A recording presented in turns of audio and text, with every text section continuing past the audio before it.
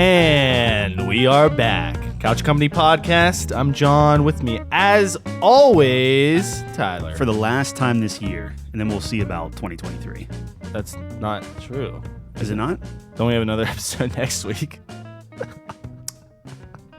All right, but that's then we'll renegotiate the contract. Then we'll renegotiate. Okay. I'm sorry. Hi, we have a I'm special guest with us today. We have Jeff back on the podcast with us. Welcome, Jeff. Thank you. Very excited for this episode. Just like I was the top 25 games of all time, this is a little introspective. It lets a little personality come out. So I'm very excited to learn more about you guys and to be on the podcast. So thank you for having me. I'm happy you're here, man. We were looking at our list, and we're just like, we need Jeff. We need more games. We need somebody that does this. And you do this. So this is good. Yeah, 100%. So I think a lot of people really enjoyed the top 25 games. There's a lot of thought put in by Jeff and love.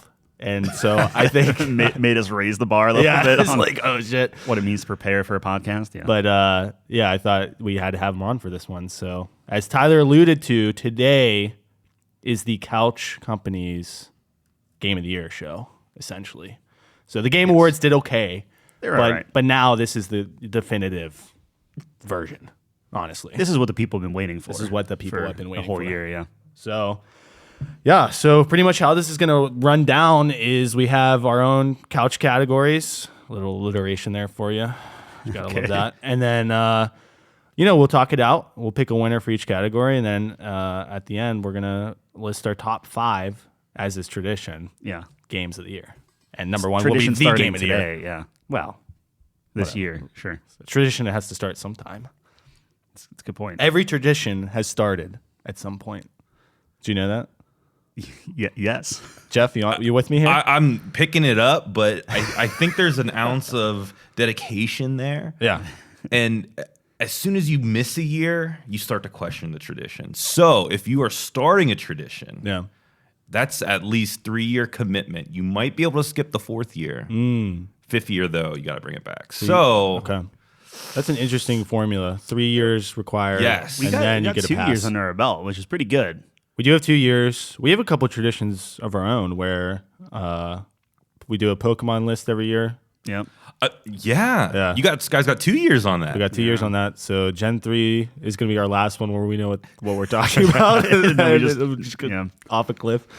But yeah, check that episode out. That was a funny one. That was a video one. You can watch us look at I the don't know Pokemon. why Spotify let us do videos, but we could do videos on Spotify now. It was awesome. That's we'll have some fun with that in the new year. All right. Anyways, without further ado, let's get crack-a-lacking. Yes. With this list here. So Tyler's got a hat.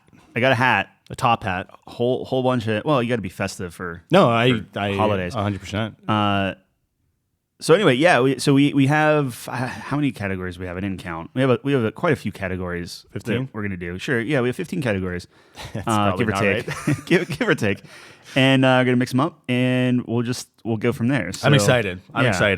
So I'm gonna hit the old randomizer button. I mean, I'm gonna shake the hat. Now I'm gonna shake the hat. The immersion. Shake the hat. Ruined. It tells me right here. We have 16. You were close. We have 16 categories. I'm very good at estimating things. That was really good. Technically, we'll have 17 if you count the top 5. But anyway, all right. Hat has been shaken. Yep. Not stirred. Shooken. Yep. And our first category to kick us off. Oh, I'm so excited. I'm nervous. All right. We're gonna jump in with best character. Oh, best character of 2022 in all games. Now, it's important to note this doesn't mean new character. So there is kind of that. I know a lot of people and outlets and stuff will be like, oh, here's the best new character and best character introduced. This is anything. So if you played a game in 2022, came out in 2022, let's see what we got. Who wants to start? Yeah, who wants to? Jeff, do you want to take the lead on this? This is one where I don't want to start, but I will start every other category, except for soundtrack as well. Jeff is going to start for every category. All right, Tyler, why don't you start us off on this? Okay, yeah. All right. So I got a couple here. Let me find out where's the list. Here it is. All right. And now our hat does not match up with our actual list. Here we go. Okay. So I have a couple. I have 3 games that stood out to me as far as characters goes. Neon White, God of War, and Stray. Now, we'll get into Stray later on. But I'm shocked to see Stray anywhere on your mentions it's there a couple of times. Look, man, because you were so harsh on it. Yeah, like, on well, the it's not game of the year. I know. But anyway, so the cat from Stray, yes, is actually pretty good. Yeah, it's a cat. It gives you some emotions. It lets you be like knocking stuff off shelves and things like that. I was like, that's a clever character. I like that character. So there's that. From Neon White, there is, ironically enough, a cat, Angel, that is, think like big cigar, and he's just like, hey, what's going on? You know, like, and he basically is sending out the neons on the different missions and stuff. And the funny thing with this cat is he, this angel, is he materializes differently for different people. So your character sees him as a cat with a cigar, but meanwhile, like another character sees him as like John Cena, just randomly. Yes. Like it's really funny. But he was a really good character where he's like this kind of big softy, but he tries to be like harsh to you and stuff. He has some really good dialogue. So he is really good. Neon Yellow, also from Neon White. He's one of your like best friends, and he's all like kind of gung ho and like just like really kind of like your hype guy. So those two kind of stuck with me. And then as far as God of War goes, when Odin first showed up in God of War, I was like, he didn't seem godly, right? Like it was just like, what is this guy? Yeah. But the more granted, I haven't finished God of War completely yet. So the more I interact with Odin, though, the more I just like him. I don't even, Jeff, do you know who the voice actor is for him? Yes. So it is a voice actor by the name of Richard Schiff. Okay. Do we know anything else that he's done? No. I can't place the voice, but I like him so much. So he is absolutely phenomenal. And I know Kratos won the Voice Actor of the Year award at the Game Awards. Yeah. And I think that's twice now. I think he won for 2018 as well. Yep. Christopher Judge. He's incredible. I mean, he's incredible though. He's good. Yeah. He's good. Did you watch that video I don't know if you've ever seen this, Jeff, but I guess it's like his audition with the kid, and they're like he's like tearing up, and it was phenomenal. Yeah, no, he's a great actor. Like not even just voice. It was like, oh, this could be live action. Yeah, like, amazing. Think the reason why I wanted one of you to go first is because my best character of 2022 is Odin, and it is not Kratos. Yeah. It is not Atreus. It is Odin, and I think where you were going with earlier, Tyler, was when he first walks in. And he has this nonchalant about him. He feels totally in control, even though you may not know who this character is. And guys, by the way, these are not huge spoilers. We're gonna keep this as spoiler free as possible. But Odin is probably one of the most interesting gods ever portrayed in the God of War series for me. He does things that are very human, and he also does things that you can't quite get a grasp on his character, and he plays it with such a finesse. And you're kind of alluding to, I actually kind of like this character. Is he are his motivations that evil, or does he have evil motivations? Well, that's what makes a great character in normally in video games specifically. And I don't want to like drop video games down a peg or anything like that, but they tend to telegraph the villains and things pretty clearly.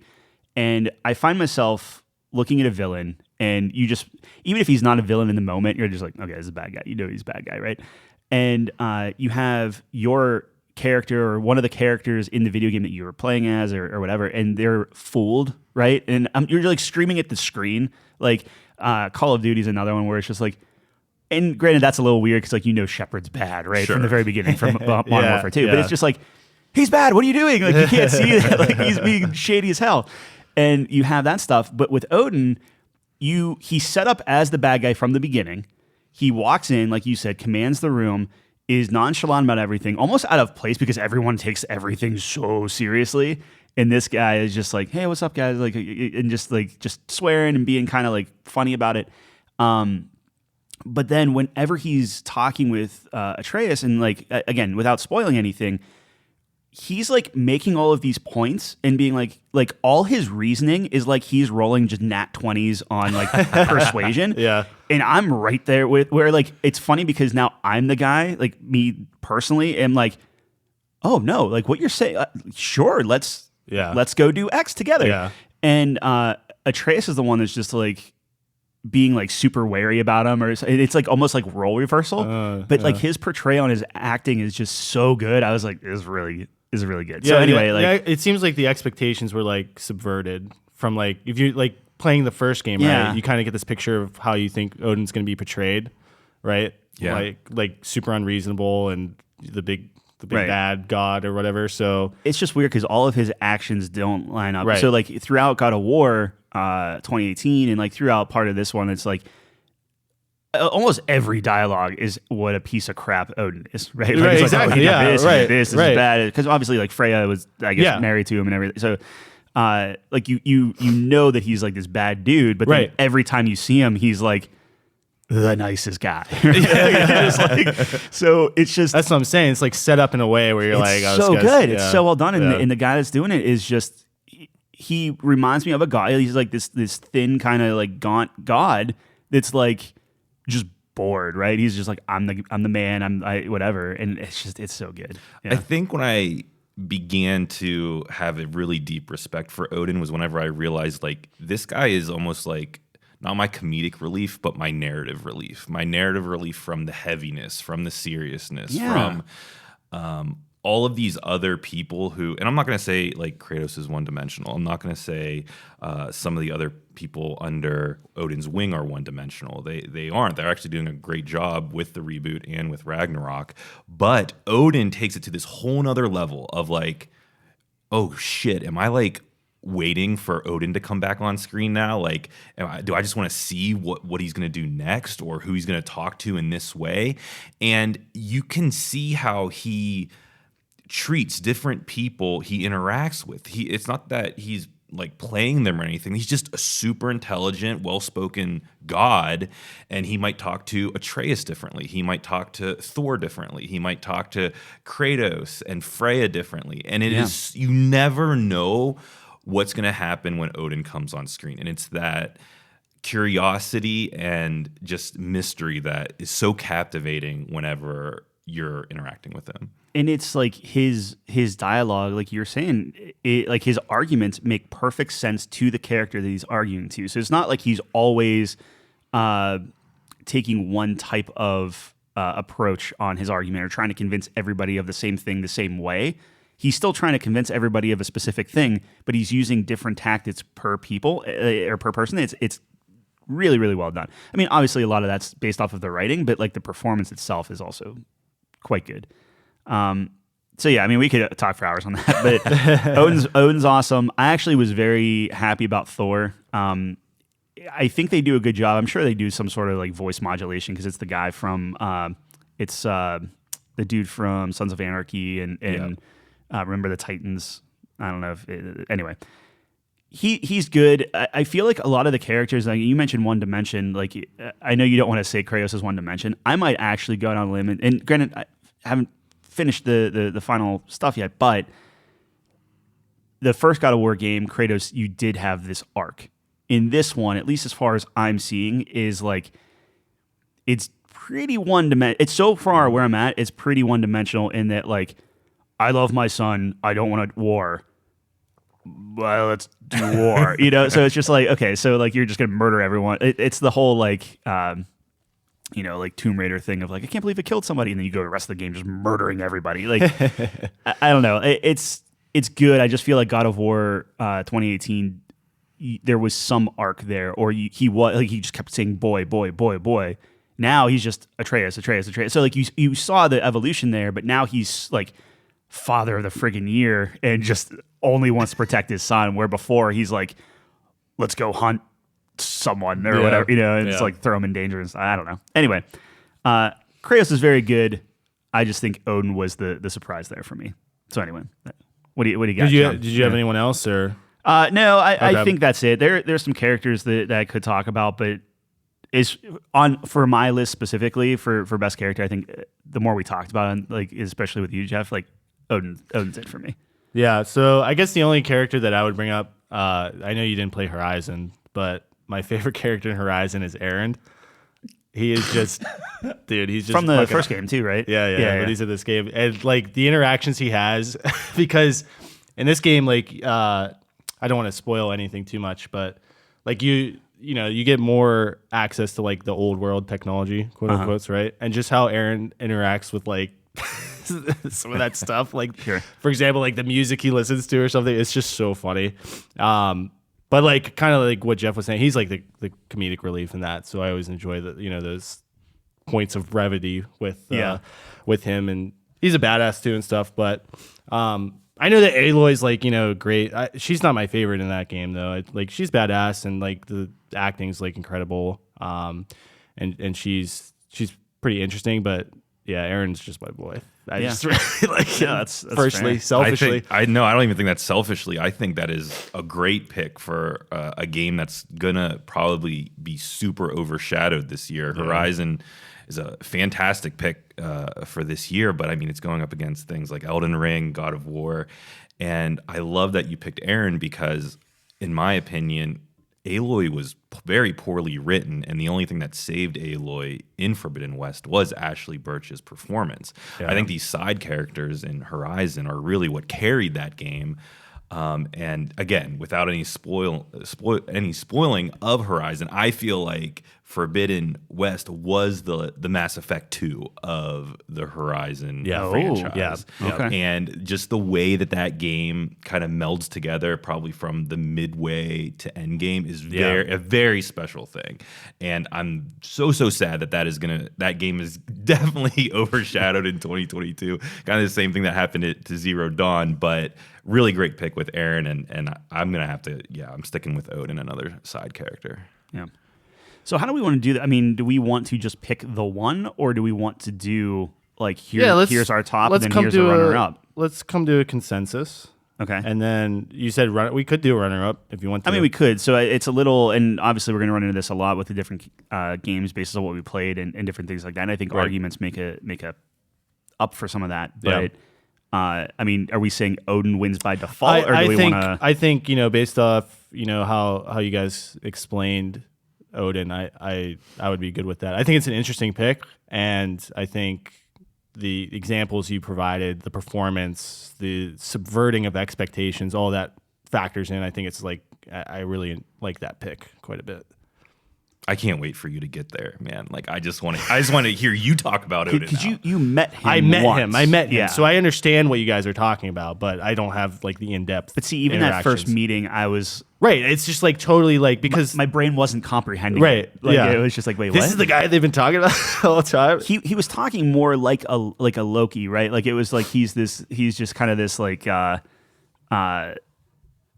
funny, like I was super charismatic, I was thinking right? Like Tom Hiddleston, like it really is kind of what I was. No, so I'm with you guys on that, like totally, and it's only gonna get better from what I can. Yeah, we're like discern. We're passing and high fiving. We're like I'm finishing up God of War, you're starting it now. Baton. Cool. So sweet. Odin, right. Do we want to run her up, or do we feel just comfortable? I mean, that's up to you. Like, maybe if we feel strongly about a number 2, but I think that category. Do you both like Aaron, or is that? It would not be my run. I'm probably not gonna do a runner up, but you guys are welcome to. Mine would be I'm good. Somebody else. No, I'm good. Who is the? I'm just curious. So it would have to be. Probably have to put more thought into it, but it would have to be. And I'm cheating here. All right. I'm audience. I'm sorry, you guys. I'm sorry, but I'm cheating here. I'm treating Cyberpunk 2077. The next gen update as a game that released this year. I'm sorry, I have to do it because that game was completely unplayable for me, and I was a day oneer. I had this game in plastic wrap since I bought the $40 strategy guide, and it just now became playable to me. So I am treating Cyberpunk 2077 as a 2022 game, and some of my picks might reflect that. Okay. What was the character? What was your favorite character in that game? So I would have to give it to Johnny Silverhand. I cannot think of. He almost. I mean, in a lot of ways, he was the main protagonist of that game, and then in some ways he wasn't. I think that character I identified with that character so much in so many ways. This guy who, I'm not going to get into super depth, but guy that's in my head tries to do good, but is just so flawed in every execution that it's almost like he doesn't know what to do anymore. And I just sympathize with that. The way Cyberpunk ended and the ending that I got, totally makes sense. But I would have to give it to Johnny Silverhand. That's a good pick. Okay. Yeah, I enjoyed that quite a bit. By that logic, would like The Witcher 3 count? With their next gen, Geralt is my character of the year. I mean, I'm kind of comparing an unplayable game to a playable game, but from your perspective, that's that was your first go of it, and we have a category, and not to spoil it, but we do have a category for that. So all right, let's what's the next category? All right, next category. I'm going to shake the hat up again. All right, picked it up, and it's best moment. Oh fuck. All right, Jeff. I love this category. All right, first, so let's hear it. Mine are completely, basically spoiler free, but I have two this year, and one of them just happened Wednesday. So I'm like I think I'm still riding the high from it. I'm not sure which of these two moments is going to be my best moment feeling of 2022. I'm gonna have to let it simmer a little bit. Okay. Cut me off if I'm ranting, because I am just on cloud nine still. So you guys know that I dwell in the MMO space. Like, that is a place of happiness for me. And a little comfort. Yes, it's like coming home to that baked mac and cheese is how I would put it. World of Warcraft Dragonflight launched about 3 weeks ago, and I am losing my life to Dragonflight. And were you playing that last night when you sent me a message at 6 a.m.? That's when I was going to bed, yes. Yeah, that's insane. 5:55. Hey, just blow up my phone if I'm not up by 11. I sent Tyler a message. I was like, please just spam call me at 11 if I'm not up. I was like, he's got to be playing World of Warcraft. I'm sorry, go ahead. Yeah. So part of the reason why these games are so special to me, and not just World of Warcraft, but Final Fantasy, some of these other games that we've played in the past together, my friend group, it is the amount of people you can get together and have these shared experiences with. Very not unlike a 5-player match of League of Legends or going out to Sea and Sea of Thieves. I've never played Sea of Thieves, but I hear it's awesome. But on Tuesday, the new raid, Vault of the Incarnates, came out in Dragonflight. And this is kind of like you might be seeing on Twitch, like the Race to World First, all these guilds doing like this, the top tier rating and stuff like that. I play in a very casual guild. It's a little bit easier that way for me to manage time. But we would call ourselves casual hardcore. We did the raid on Tuesday. We did not complete it. We got 3 bosses down, and we were pretty happy with that. 3 of the 8 bosses. And we started work on this spider boss named Senarath. And we had no clue that this was like a hard stop moment. For the raid, it's kind of like a DPS check, a healing check. It's kind of like just a raid check. Can you guys perform well? We did not beat it Tuesday. We came back Wednesday. We were, spinning our wheels on this boss for 3 hours. And it gets down to a point where you as a guild have to say, hey, I'm sorry, but the not performing members, can you please step out to see if we can kind of try to crush this boss? So we get a couple of attempts in with our best people. So real quick, do you pull other people in that aren't part of the guild to get through it? No. So it scales with like how many people are in the raid. So we're hovering around 25 people in this raid, brought it down to probably 19 or 20. And so you say like if you cut the dead weight, it goes down in difficulty a little bit. Yes. So we had a couple of damage dealers who were maybe under the tanks, which is not as bad news bears for progression. That's interesting. Now, to get the scope of why this moment is so special, you have to almost go back and watch some of the 2010 videos of people getting a kill on a boss for the first time and having 20 people on Discord screaming their lungs out. But it was the end of raid night, and our guild leader says, all right, guys, type yes for one more attempt, type no for, calling it here. It's 11, everyone's tired, different time zones. Everyone spams yes. No, we're not giving up, guys. It's not over. I'm typing in chat, guys, open trade with me for flasks, open trade for me for potions. I got all the alchemy going out every which way. We're all trying everything we pour into this one attempt. And we down it, and it was the best feeling. It's the boss is dropping to 3%. The boss is dropping to 2%. Everyone's screaming, "Die, die!" And everyone just loses their mind when this boss dies.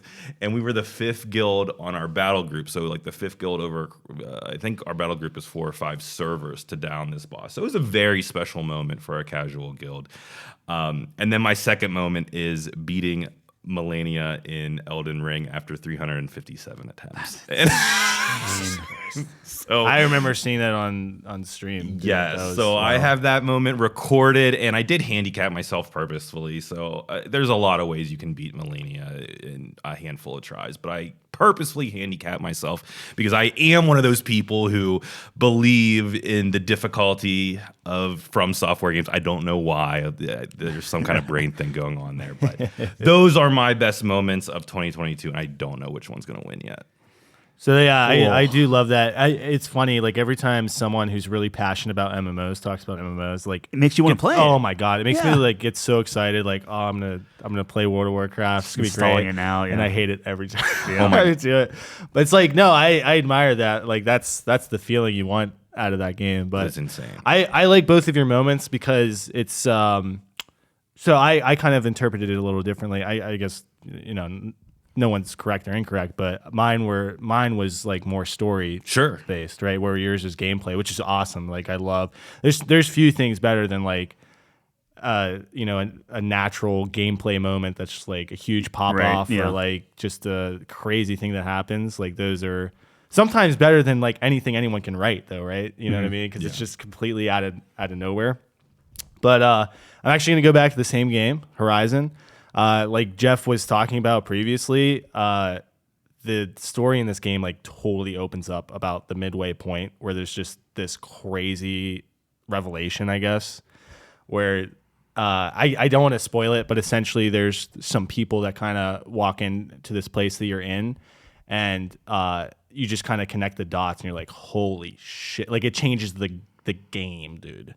Okay. And from there on, I was just in because. The thing is, Horizon Forbidden West, fantastic game. Looks beautiful, plays so well, but it's really the first one, right? We were having this conversation, Tyler, where it's sometimes it's hard to innovate.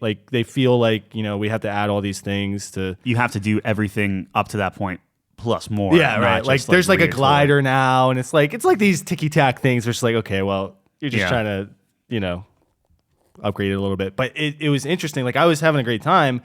But the story is what really hooked me. And that moment in particular is where I was oh, so I'm in. I'm invested now. Yeah. I'm just what the fuck is happening? I'm really curious to figure all that out. So to me, that's my moment of the year. I just love, those plot twists or those big, heavy moments in storytelling where you're just your mouth's open and you're what the fuck just happened? Right. And you're racking your brain and you turn the game off and you go to bed and you're still thinking about it. Yeah. So those are kind of the best, my favorite moments. So my favorite moment from Horizon Forbidden West. Anyone who's played it knows exactly what I'm I was going to say. about. I feel bad because I feel we should be saying it, but I also don't want it spoiled. No, I can't wait till you play it and you'll text me as soon as it happens. You're fuck. That's how it was in the first game, Kyle. Because I was I like the gameplay, which is why I kept with it. But I'm the story's whatever for me. I was wait till you get to the tower. And then you get to the tower, I'm oh, okay, now I just got to go through the rest of it. Yeah, that'll be awesome. John, I think what is so special about your pick, and I absolutely love about the Horizon series, is when one ended, I was okay, we know what kind of this is all about. What could 2 possibly bring? Right. To expand on what we knew. I felt and then it just completely blows up, and you're oh. Yeah. And now I have that same thing in my brain, okay, we know where 2's at. What the heck is 3 gonna be? Yeah. And it is so interesting, intriguing, mysterious. I have no clue where Guerrilla's gonna go with Horizon 3. And that curiosity and the story is really what drives me in the Horizon games, because I had a really big issue with the gameplay of Forbidden West. And really, no, I'm curious. What? Yeah, to derail. I know we're not. So my issue with it was they toted this game as play how you want to play, hunt as you want to, how you hunt. Yeah. Guess what? I'm a brute. Like, I'm a brute in real life. Yeah. I'm a brute in video games. I'm always playing the barbarian. I don't want to be sitting back with no hunter's bow or something. I want to be in there with a shotgun or my staff. So whenever I built my tree out in Horizon Forbidden West, I went full melee. I was like, this is sick. And it turns out that this game is not prepared to let you play in a melee or even like a close quarters way. Even the weapons that they give you, you find the ammo very sparse at the beginning. The machine's animations are very difficult to deal with from that close of range. It just naturally feels better to be at long range. But those were kind of my gripes with the gameplay, just not letting me play how I want to play, even though you told me I could play that way. Yeah, sounds pretty disappointing. But I just love that you chose it as your kind of moment. Yeah, because there is something very special about that game, and again, just sad that it's overshadowed. When they look back at the series, however many games it's going to be, that's like, to me, that's the defining. This is when it's like next level. So yeah, that's my pick. So I'll read. I put a few on here. These are all kind of like gameplay oriented stuff that just kind of hit that dopamine. Like I felt good doing it. Tyler loves his dopamine. Yeah, man. Well, So for me, I'm gonna be harping on Neon White for a while, but being able to eke out that best time where you get like the developer time or you beat someone's high score feels phenomenal, because you might run this level like 100 times and you're trying to beat someone by like 100th of a second, right? So when you actually do it and you get that, like, it feels real good. And like, I am not that like leaderboard time trial guy, and for whatever reason, I just really like that one.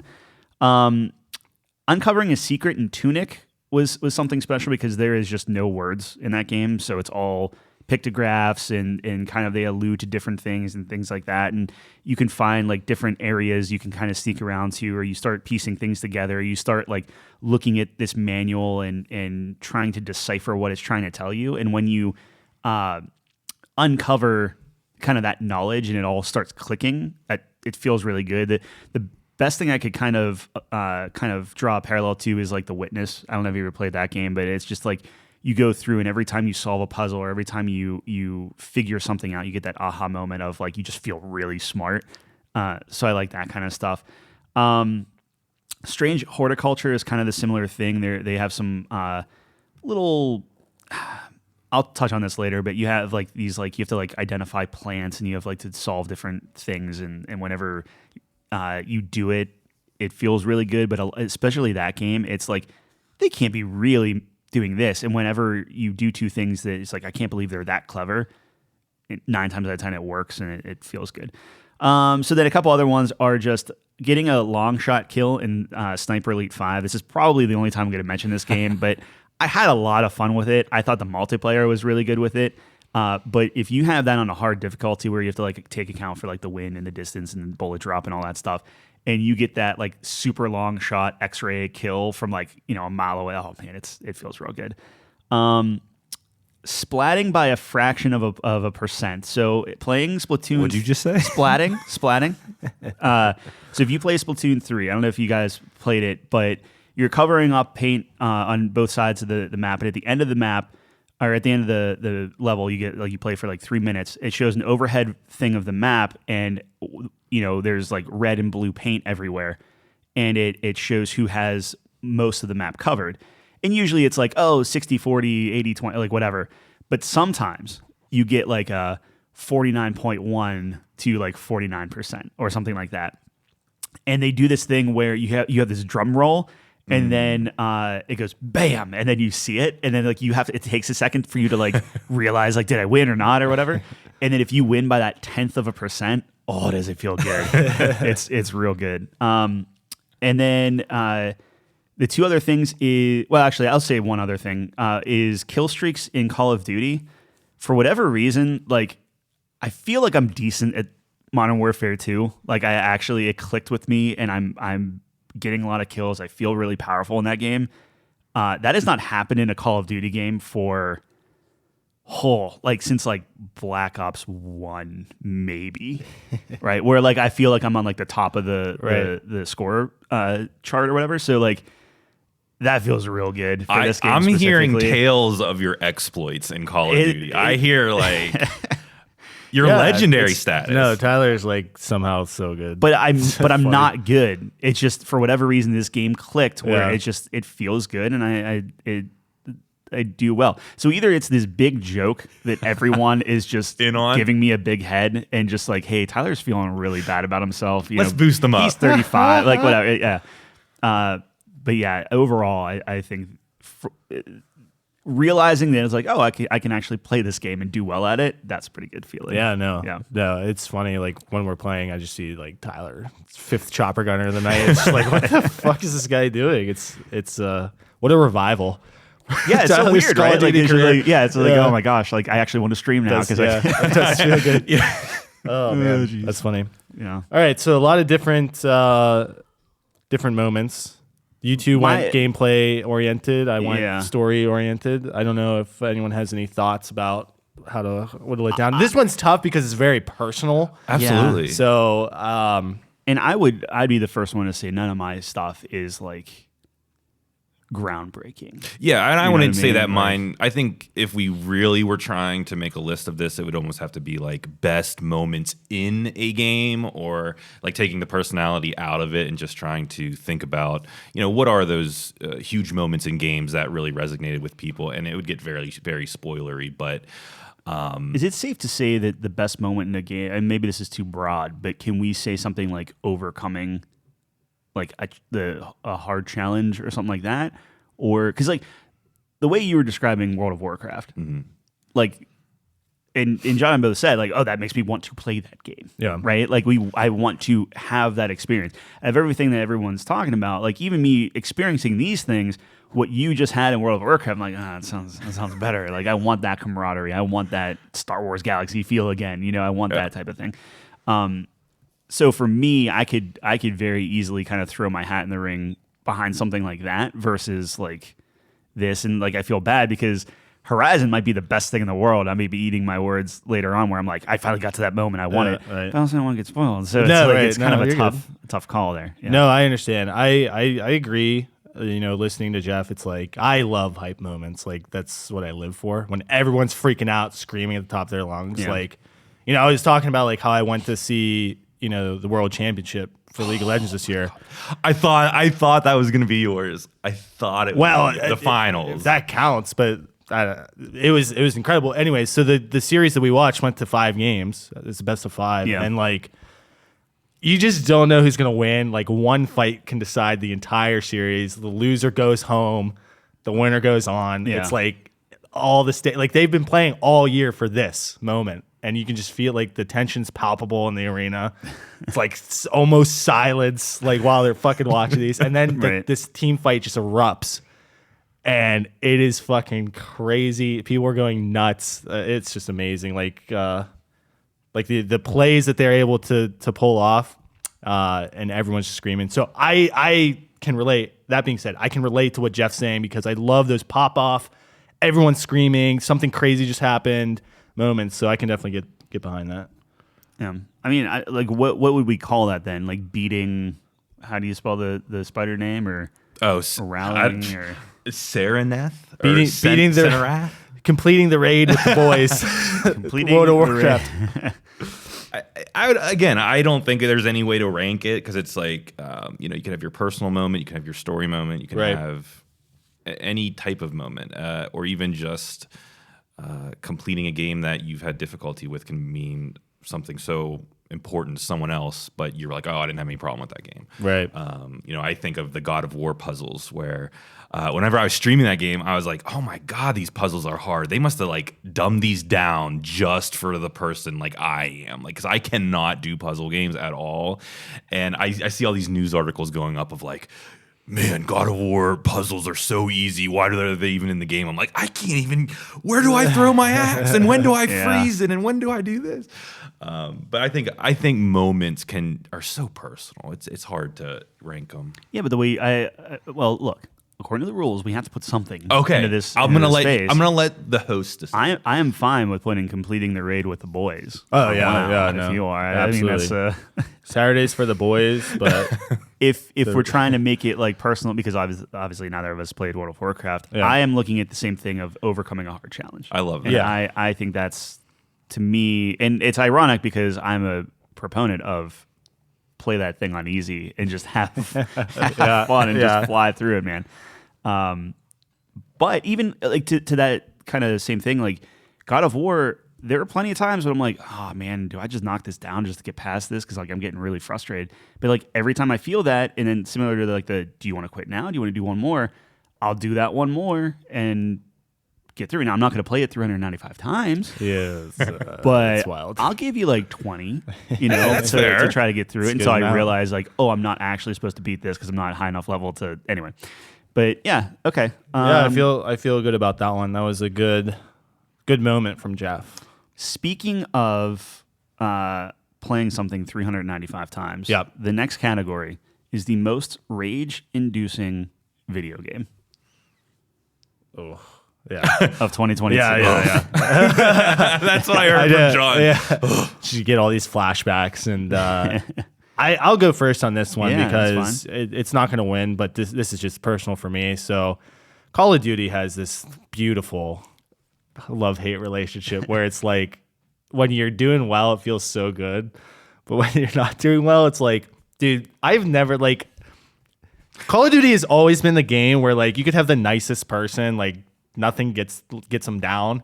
But as soon as you have them play Call of Duty, they're like fucking swearing and like pissed off and saying how the other team's shit, or they're like, there's lag. There's like, oh, okay, yeah, exactly. Sure. It's just like excuses start lying. It's like, it's so funny to me how like it's just a flip of the switch, and it's kind of what I love about the game. But oh my god, when you're just getting hosed by the other team, dude, it is so you're like getting spawn camped. They have like an AC-130 in the air, just absolutely annihilating you. It is the most rage-inducing thing ever, bro. But it's not as bad as like other games. Like totally understand that because like Call of Duty is pretty quick, right?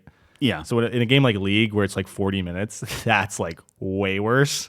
But in terms of games that came out this year, for me, it's Call of Duty because like it just has this magic over me where it's like it makes me so frustrated sometimes. Oh, no, that's fair. What do you got, Jeff? Here we go.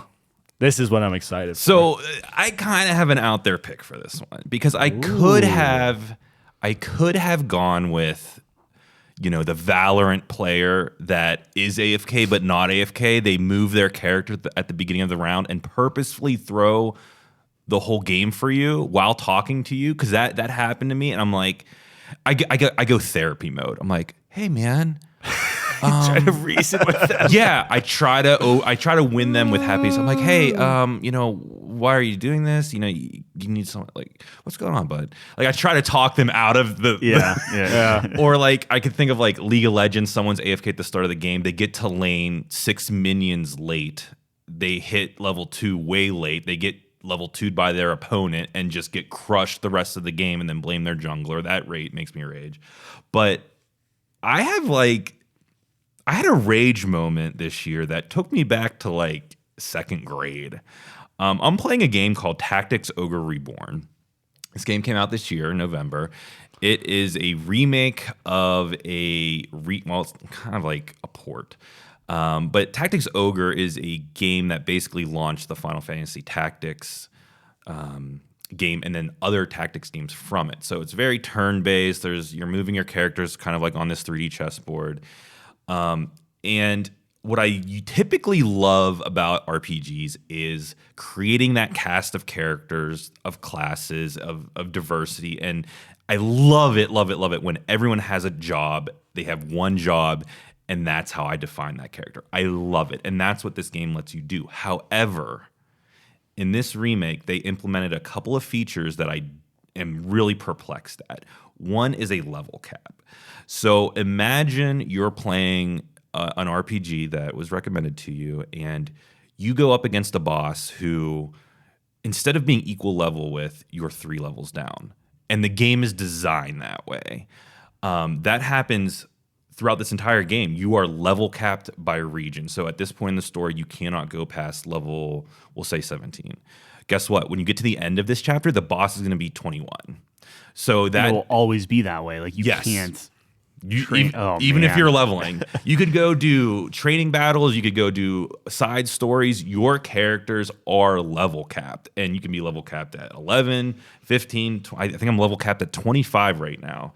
And the reason this makes it so bad is because I understand what they're trying to do. They're trying to make you have to think more strategically. You have to have this character for this circumstance, this character for that. But what it deters from is you then cannot have that diverse cast of characters. You cannot make the party that you want. You need to. It does just become a chess game and less of an RPG. And the reason I raged at this is because there are one-on-one boss fights where you pick one character against one boss, and it's just one-on-one. And when you are level capped and that boss is 4 levels higher than you, you get either 1 shot or 2 shot. So what you do is, to beat the boss, is you just run around a battlefield, kiting hit them until random buff cards spawn on the map. You grab that buff card and then wait for another one to spawn. Grab that buff card until you can one-shot the boss. It is silly. And I was doing this on stream, and I was like, guys, somebody help me. Like, am I doing this wrong? Like, I'm level capped. I have all the abilities. I have all the best gear. I'm getting one shot. And everyone's like, question mark, question mark. Like, we don't know.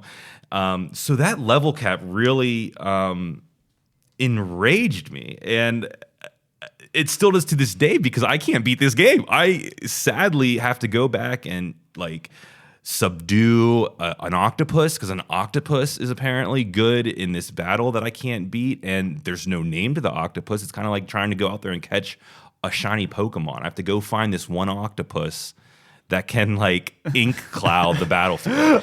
And I'm like, this is wild. Okay, I just want my paladin and my terror knight and you know my priest to just be able to walk in here and at least have a fair shot at it, but you just get decimated. So that is my most rage-inducing game of 2022. All right. Okay. It is a pretty poor design. It was an interesting choice because none of the other games had this level cap or difficulty spike. I'm shocked Elden Ring isn't your most rage. No, I loved every moment of Elden Ring. I did not have a he likes single getting moment. Whips. It's just there's very specific guidelines that, you I can see. take. It has to. Yeah. All right. Yeah. I just can't be level capped. You know, It has to be a fair playing ground. So when it gets destroyed. So I put a couple on this list, but I can narrow it down to 2. One, I just want to shout out to Sifu, mainly because I don't think Sifu's shown up anywhere else on my lists. Like, I think it was a cool game, and it made you feel good up to the point of, like, now you fight this boss. And I would get so enraged because I just couldn't comprehend what I had to do. Kind of like the last game that made me feel this way was like Fortnite, where like my nephew would just absolutely destroy me, making up like his little fort and stuff, and my brain and hands just couldn't comprehend what I needed to do to create something.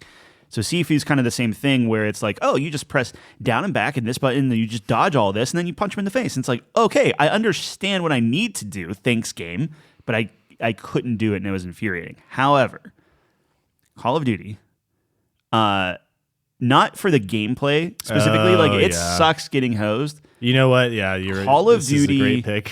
I wanted to literally just throw my computer through the window with how much it crashes and bugged out. Didn't work, and just like I could not finish the campaign. So like I played almost flawlessly most of the campaign till I get to All Gillied Up. Now, All Gillied Up is I forget what it's called in this mod. Yeah, it's the equivalent. Yeah, equivalent stealth game or whatever. That is typically my favorite mission because I love stealth games. Like I love stealth games. And I had to play that mission probably a dozen times. Like the intro part. And you're crawling, so it's just miserable. And it just quits to desktop, kicks you out. You're playing a multiplayer match, doing really, really good, kicks you out. You lose all that experience. You lose everything that you did. You're playing like the DMZ like Warzone thing. So you have like all your backpack and stuff that you take with you.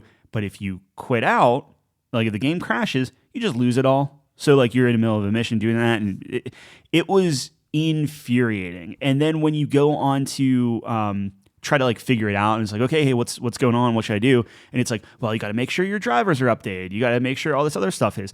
And then you find out that no, actually the drivers updating are like hurting you. They're the problem. Yeah. So then you have to like roll back stuff. One of the, and I'll never forget this. One of the things for on the Activision site was like, well, have you tried uninstalling everything and just have Windows and Call of Duty on your system? Oh, is that it? Yeah, just have a $5,000 Call of Duty Call of Duty machine. Like, get out of here. Man, I don't think I've been so angry with a game where it was like we would play and maybe like every other match it would just quit out. And then like, it's not because I want to stop playing, because like, again, like I said, that's also my favorite moment. How can it be your favorite moment when you're doing really well, but then like also the most rage-inducing thing in the world? Because you lose the. That's what I mean. Yeah, it's just like so. I totally agree with that. I didn't have those problems, but in extension, I will include Call of Duty's fucking menu, dude. The worst. Yeah. Like the gun progression in this game is the worst shit I've ever seen in my entire life. Like I don't know if have you played it, Jeff? I have not, but. So here's how it works. I understand. You have like attachments, right? But you have requirements to unlock these attachments. You have to get X gun to a certain level. So you'll go to X gun, which it doesn't take you to the gun. You have to fucking find it. And it's a little mini game. It's like a little hide and seek thing. It's not real guns. Like, you know, like back in the day, it was like, oh, P90. I know what that is. I can get there quickly. Now it's called the whatever it's called, like, because they don't have the licensing. So you don't know what the guns are called. You're like searching for it. And then you get to that gun and you're like, okay, I need this to level 3. Oh, wait, I don't have that gun unlocked. I need another gun to level 10 to get this one. And it's not like it's the same class of gun. Yeah. No. It's like, oh, I want the MP5, so let me work on a fucking marksman rifle and different things like that. It's like the family tree of example. guns. I try not to swear in podcasts, but this game is just it infuriates me. So I have the worst mouth in Call of Duty. Like, oh my god, that's what I'm saying. That's what I'm saying, dude. People who turn are into a different person, mild mannered. When they play Call of Duty, it's magical. They become sailors, man. It's crazy. Yeah. I don't know. It's not good. With all of those reasonings, because I think for this category, we're picking a game. Right? Not a specific moment. So I would say Call of Duty. I think Call of Duty wins. Technical issues and menus. It's not a bad game. I really enjoy the game, but man. Call of Duty is on my. So like if you were doing like a top 10, like a classic, like 10 games, like absolutely on my list. Yeah, like I said, it's my favorite moment of the year. It's just like the highs are high, but the lows are just rough. Yeah, and it's like every time, not to keep piling on, but it's like, and then it's one of those things where once it crashes, it's like, would you like to verify your game files? I'm like, sure, I'll verify my game files. For the 10th There's time. always 33 files that are corrupted. So then you do that, you download those again, which takes a little bit of time, and then you have to recompile all your shaders again, which takes forever. And then once it recompiles the shaders, it makes you restart the game. So every time you launch a game after a crash, you launch the game, recompile, restart the game again. And it's just like, and you know this every single time it crashes, you have to do this. So it's like, okay, crash, reboot like 3 times to maybe get into a match. If people drop in your party, you have to disband the party completely and re-up the party. Like just, oh man, it's the last thing I'll say about this, and we're just dogpiling. Yeah, but it is people just need it now. When you're configuring your setups and the party leader starts it to find a match, it kicks you out of the menu. Yes, you're trying to like build a gun really fast. It doesn't save your progress. You don't have enough time to do anything. You don't have enough time. Because the menu navigation is its own game. Yeah, it's so bad. It's a puzzle game. Yeah, you can't. You get a free puzzle game within Call of Duty. It's fantastic. I know we need to move on, but this Call of Duty is a tried and true formula. What happened here? Didn't I send you the video, Tyler, of like the old Modern Warfare 2's menu. Yeah. And the guy's like, look how clean this UI is. Look how simple. I know exactly where I need to go. I know exactly what, you know what I mean?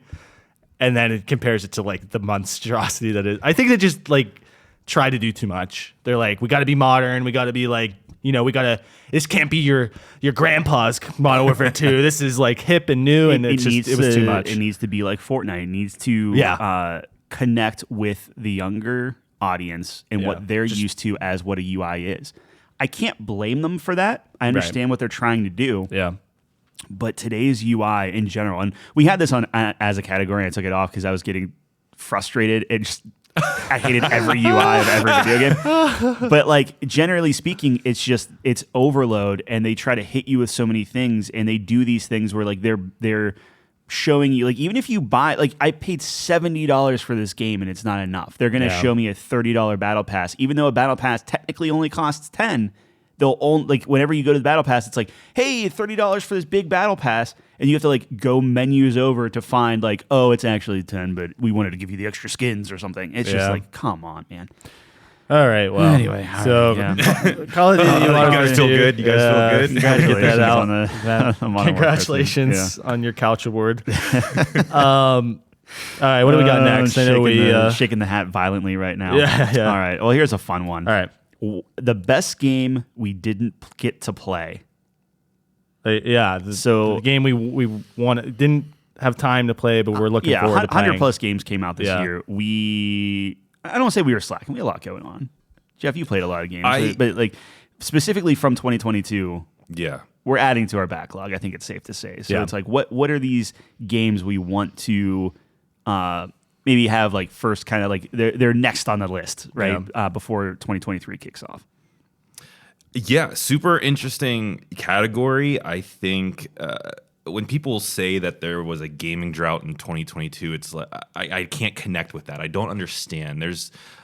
I technically stream 4 hours a day every day as a job, and I cannot even come close to keeping up with the amount of games that are out right now, especially in the backlog. But there is a game, and this is going to be a deep cut. It came out of nowhere, and I saw a trailer for it, and maybe it was Video Games Chronicles, or I don't know what website posted it, but it was like, oh, the sleeper hit of 2022 is a RPG you never heard of. And I was like, oh, that's clickbaity. Like, of course I'm going to click on that. Like, who wouldn't? And I can't even pronounce the title of this game. That's kind of how weird it is. But I think it's Ast Libra Revision. Ast Libra Revision. It is by a developer named Kaizo. It has 6,107 overwhelmingly positive reviews on Steam right now. The description of this game is confront time and fate in the 2D action RPG Ast Libra Revision. Explore meticulously crafted worlds, fight brutal boss battles, and upgrade your skills to take down enemies lurking around every corner. And that's the entire description. But when I look at this game visually, it looks like Blasphemous, which I don't know if you guys can visually get that in your brain. Like you're talking side scroller, yes. Right? Yeah, like pixelated. Yeah, it looks like that, maybe a little bit more hand painted, but an RPG where you have your hit points, you have your spells, you have your different abilities with these beautifully crafted bosses. And I haven't even had the chance to buy this game yet. I think it came out last month, and like I said, I read that article and I'm instantly like, this is at my top to play list. Like, I want somebody. If you guys aren't familiar with how my stream works, whoever wins the bid gets to pick the next game I play. I'm like, whoever wins next bid, please consider this game. Like, I'm trying to like plug it, like get some, because I want to play it so desperately. And it just came out of nowhere. And like a lot of games this year, you're kind of sidetracked with, oh shit, like I have this God of War Ragnarok, this 40-hour game that is so captivating, but there's also these little indie darlings coming out. Aside from these huge encompassing time sinks. So yeah, that is the game that I wish I got to play. Okay. Interesting. That's a deep cut. It is. You said, yeah, I like that. I would say just look it up on Steam. You're gonna have to send awesome. me the link to it, because what I think well, don't hold me to this, but I'm gonna try to, like, we're in the middle of redoing our site, like our website, and we're making it all fancy like. But I think that'll be good to like maybe like start linking to things like that for anyone interested. Yeah. Yeah. Now that you mention it, Jeff, obviously a streamer. What Killed Jeff? Yes. On Twitch. twitch.tv/whatkilledjeff. Yeah. Always a great time. You know what? We have fun. Small community. I just recently, if you're listening out there, I just recently banned my first person, and that was a huge stepping stone. I hated it. It just means you made it. I don't think it means I made it. I think I realized that we going back to therapy. You can't fix everyone. Like some people are just meant to watch the city burn or whatever that Batman line. But check out the stream every day. 2 p.m. Eastern Standard Time to 6 p.m. Eastern Standard Time. I'm like trying to remember when I stream, but yeah, come stop by and say hey. No, yeah, and I don't know. I always enjoy like smaller communities, so much more intimate. Like the streamers almost guaranteed to acknowledge you, right? But it's just always fun. So there will be times where I go on Twitch and just like a game, and then like the person with like 4 viewers. Sure, you know what I mean. So yeah, check them out. It's always a great time. I try to catch it when I can. Absolutely, especially when there's a game. I'm like, oh man, I wonder how Jeff's gonna feel about this game. Yeah. So one of these days, whenever I have time to like get back into Neon White, I can't wait. Yeah, you gotta get him to play it. Yeah. I want to play Neon White so bad. All right, so remind me what category we're on. Ran out of time. Yeah, so technically I started God of War, so I guess that doesn't count. So I have to say Elden Ring. Obviously, one game of the year on the not so popular show.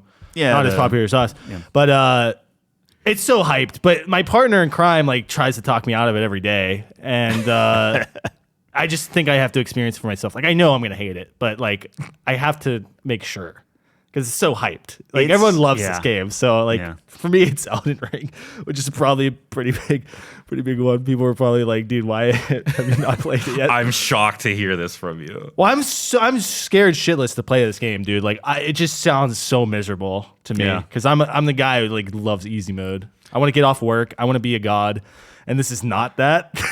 I think I would enjoy it most playing a bullshit strategy. Like I know there's like correct me if I'm wrong, Jeff. I think there's a strategy where like you can summon like a ghost and then you can just do ranged. So that ghost is, I would say, yes, you can absolutely do People that. consider like cheating, right? Yes, I've never summoned that ghost. Right. Because what it does is it mimics whatever you are. So it's not just spells. If you're a dual wielding bleed build with katanas, your shadow is gonna be a dual blading wielding katanas or whatever. Right. It is whatever you are. But that is their accessibility option in this game. You get it fairly early in the game, and they're saying, hey, you know what? If you're having difficulty, we're going to give you this shadow that's probably going to have aggro on the boss, probably be taking a lot of attacks from the boss, and you can kind of do your own thing for a little bit. There's also, like you said, like bullshit strategy. There are a lot of builds in Elden Ring that are also, in my opinion, the accessibility option in terms of difficulty. The boss that took me 357 attempts to beat, if you go this one build, you can basically kill her while she's transforming into her second form. Like I watched it and it was a little bit rage inducing to me that knowing that people are doing this, and I'm like, but you're missing out on like the moment of win, because people are like beating this boss and they're like, yeah, like, okay, that was kind of a cool boss. She looked cool. And meanwhile, my experience was like, like just throwing shit. Yeah. Whenever I won, I was so excited. But I'm so thrilled that you even put this on your list. And if you are looking for ways to play this game that would be more suitable to how you'd like to enjoy games, I can certainly hook you up with I that. need OP build easy mode. Okay, I can do that. How I would like to play the game, which probably makes you cringe. Do they have a mod? Like they have this game modded yet, where it's just like, hey, every person's like a one shot, and you just have like 1,000 lives. That's the game I want to play. That's what I want to. Well, I want to see it. I want the exploration. Yeah. I just, oh man. No, I don't want to be punished for it. Okay, we'll get there. All right. What about we'll you, get Ty? there. What about you, Ty? Okay, so I have a list. I'm sorry, I didn't realize we were just picking one. So I actually started High on Life because I was going to see if I could try to shoehorn it in somewhere. Because I would say I enjoy Rick and Morty more than I don't, but it is very hit or miss for me. Like the kind of like what would you call that type of dialogue? Like the rambling dialogue, like, oh yeah, no, you did the thing, like literally like stuttering and doing that kind of stuff. Yeah. How I talk. So I like that, and I like that they have the guts to put that into a video game, and they have some funny lines. The intro is okay. Like, it does this thing in games where it's like, oh, this is super lazy to do XYZ and stuff. It's like, fourth wall stuff. Yeah, but I like the fourth wall. But if you're telling me how bad a certain gameplay element is in a video game, yeah, it's funny that you're calling it out. But if you still make me do that thing that's super bad, it's kind of annoying. It's like, okay, so you know this is bad and you put it in anyway, is what you're telling me. It'd be better if it was like, more on that. Oh man, and nobody likes this, and then it like crosses Something it off happens. the list. Yeah, and that would be better. But anyway, it's humorous. We'll get there sometime next year whenever I kind of get around to it.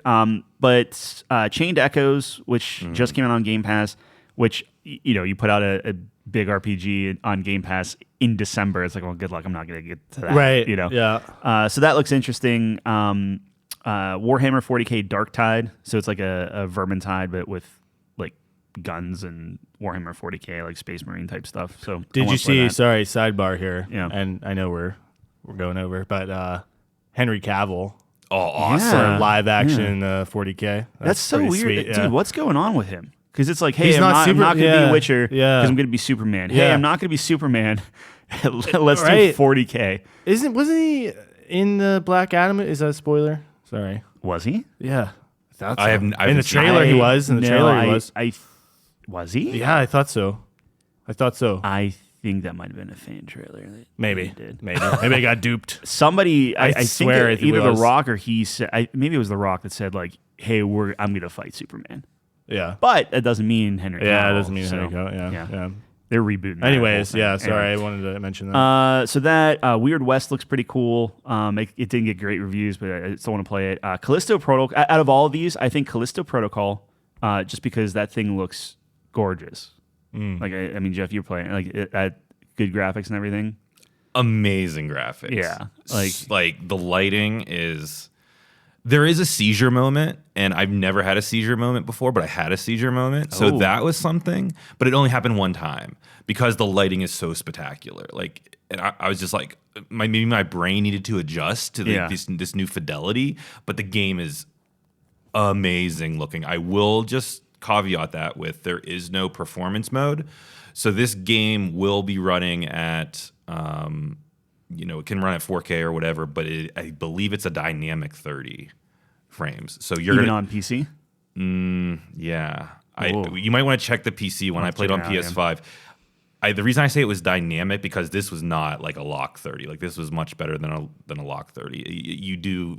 You fall into it very easily, but this is not going to be that high frame rate. I'm a mark for Josh Duhamel. I just like him a lot. I don't care if it's World War II or outer space horror. I mean, it is so gorgeous, such a gorgeous game. So that's high on my list. I want to try Immortality. I think that would be a cool thing to check out.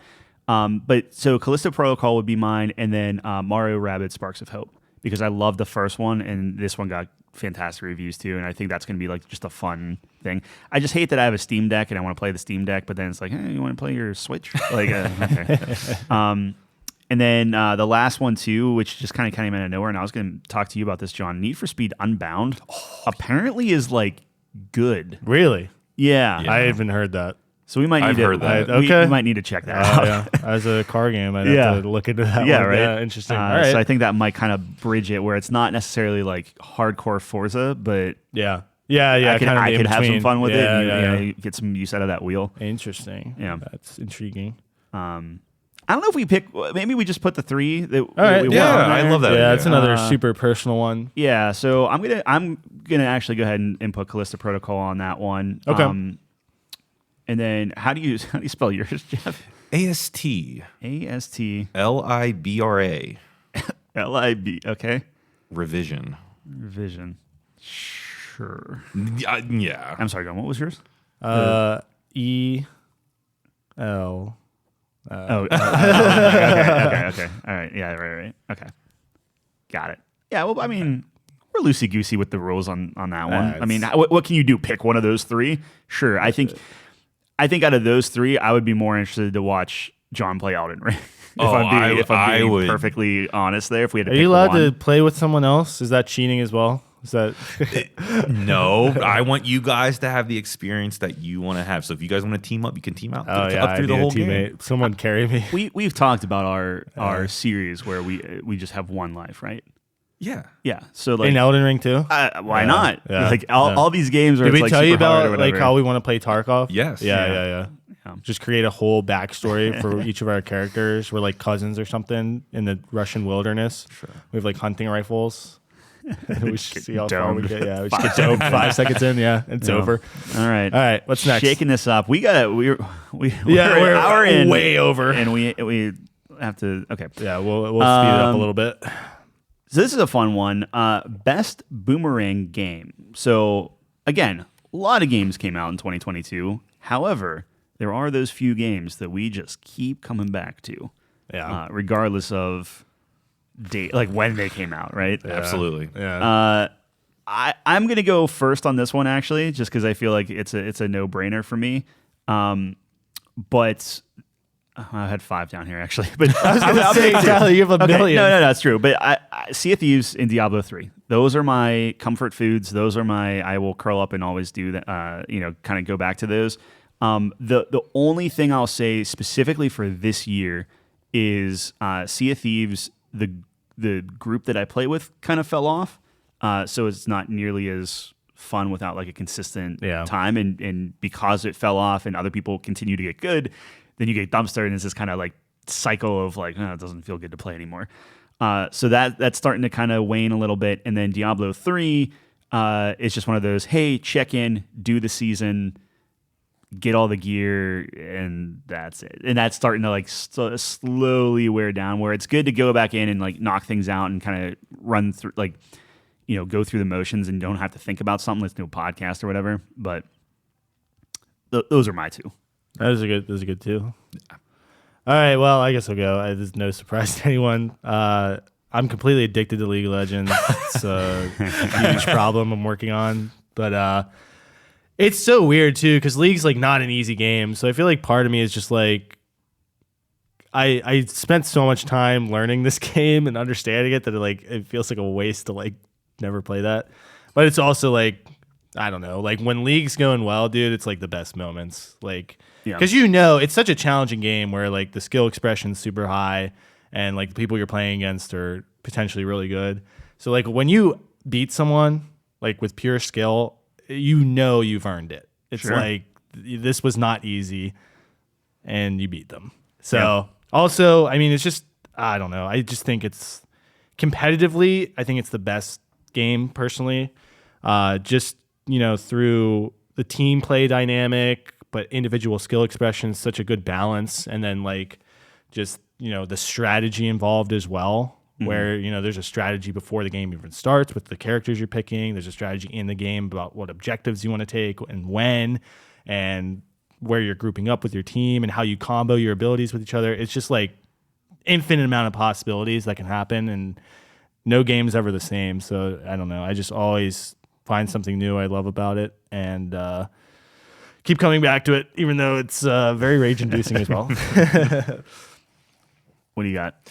So completely understand the League of Legends pick. That was the game that came to mind first when I read this category. However, I'm going to introduce a new game that somebody cursed me with, and that is Valorant. Someone convinced me, same company, to install this piece of shit with its terrible anti-cheat software that like is apparently incredibly intrusive to your PC. But now I'm hooked on another Riot game. So my daily is like trying to not play these games. So after stream, after work, I might get dinner, and then it's World of Warcraft Dungeons.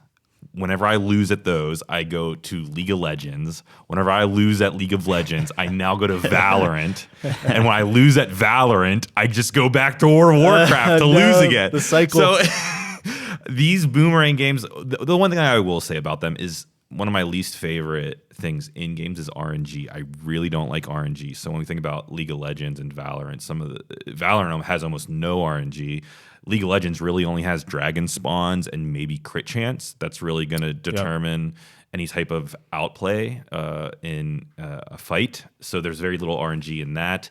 And in World of Warcraft, other than loot, there's very little RNG. So that usually is what makes a successful game for a Jeff or a me.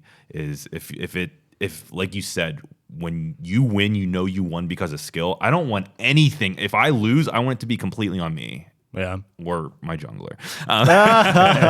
It's always the jungler's fault. But yeah, it's not the healer, it's the jungler. Yeah, it's healer and WoW, jungler and yeah. So that's my new boomerang is Valo. All right. Yeah, Valorant won a lot of awards in the esports realm this year, which I kind of predicted. It's been popping off, and it's interesting that Riot's having a focus on it.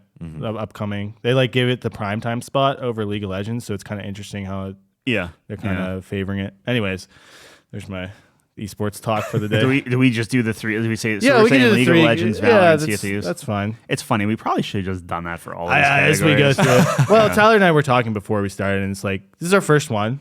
Yeah, so there's growing pains, and we adjust as we go. So my New Year's resolution, we'll talk about this, I'm sure, in an upcoming episode. Yeah. But I want to keep up with the games and just be and just really make it a discipline of it's January, this thing came out, I have to play and beat this thing. Yeah. We'll talk about that. All right. So let's see Hat here. shake. Hat shake again. And best gameplay. Ooh. It's a loaded one, and this is hard to separate best gameplay from game of the year, right? Obviously there's a big crossover there. Yeah. So, or do we feel comfortable talking specifically the gameplay loop? So gameplay meaning the actions you take within the video game, not no story and right, 100% input, whatever you are doing, completely technical. Yeah, right. Yeah. Do you want to go first, Tyler? Because I might surprise you. There's kind of two schools of thought I have on this. Oh, you have a list of every game ever. I was going to say. Okay, never mind. So let me go. Looking at my list. Tell you what. Well, let Jeff go first. Okay, sure. We'll just keep going around. I wish that I had a more intriguing pick for this one, but you guys know who you brought on, and you know that I'm going to pick Elden Ring. You knew, if one of these categories you guys knew what I was going to pick, it was going to be this one. I adore From Software games, and I wasn't one of the early adopters. I came on at Dark Souls 3. I had to go back and play Dark Souls 1 and then Bloodborne and so on and so on. But Elden Ring absolutely crushed it for me. It delivered on everything that I wanted it to be and more.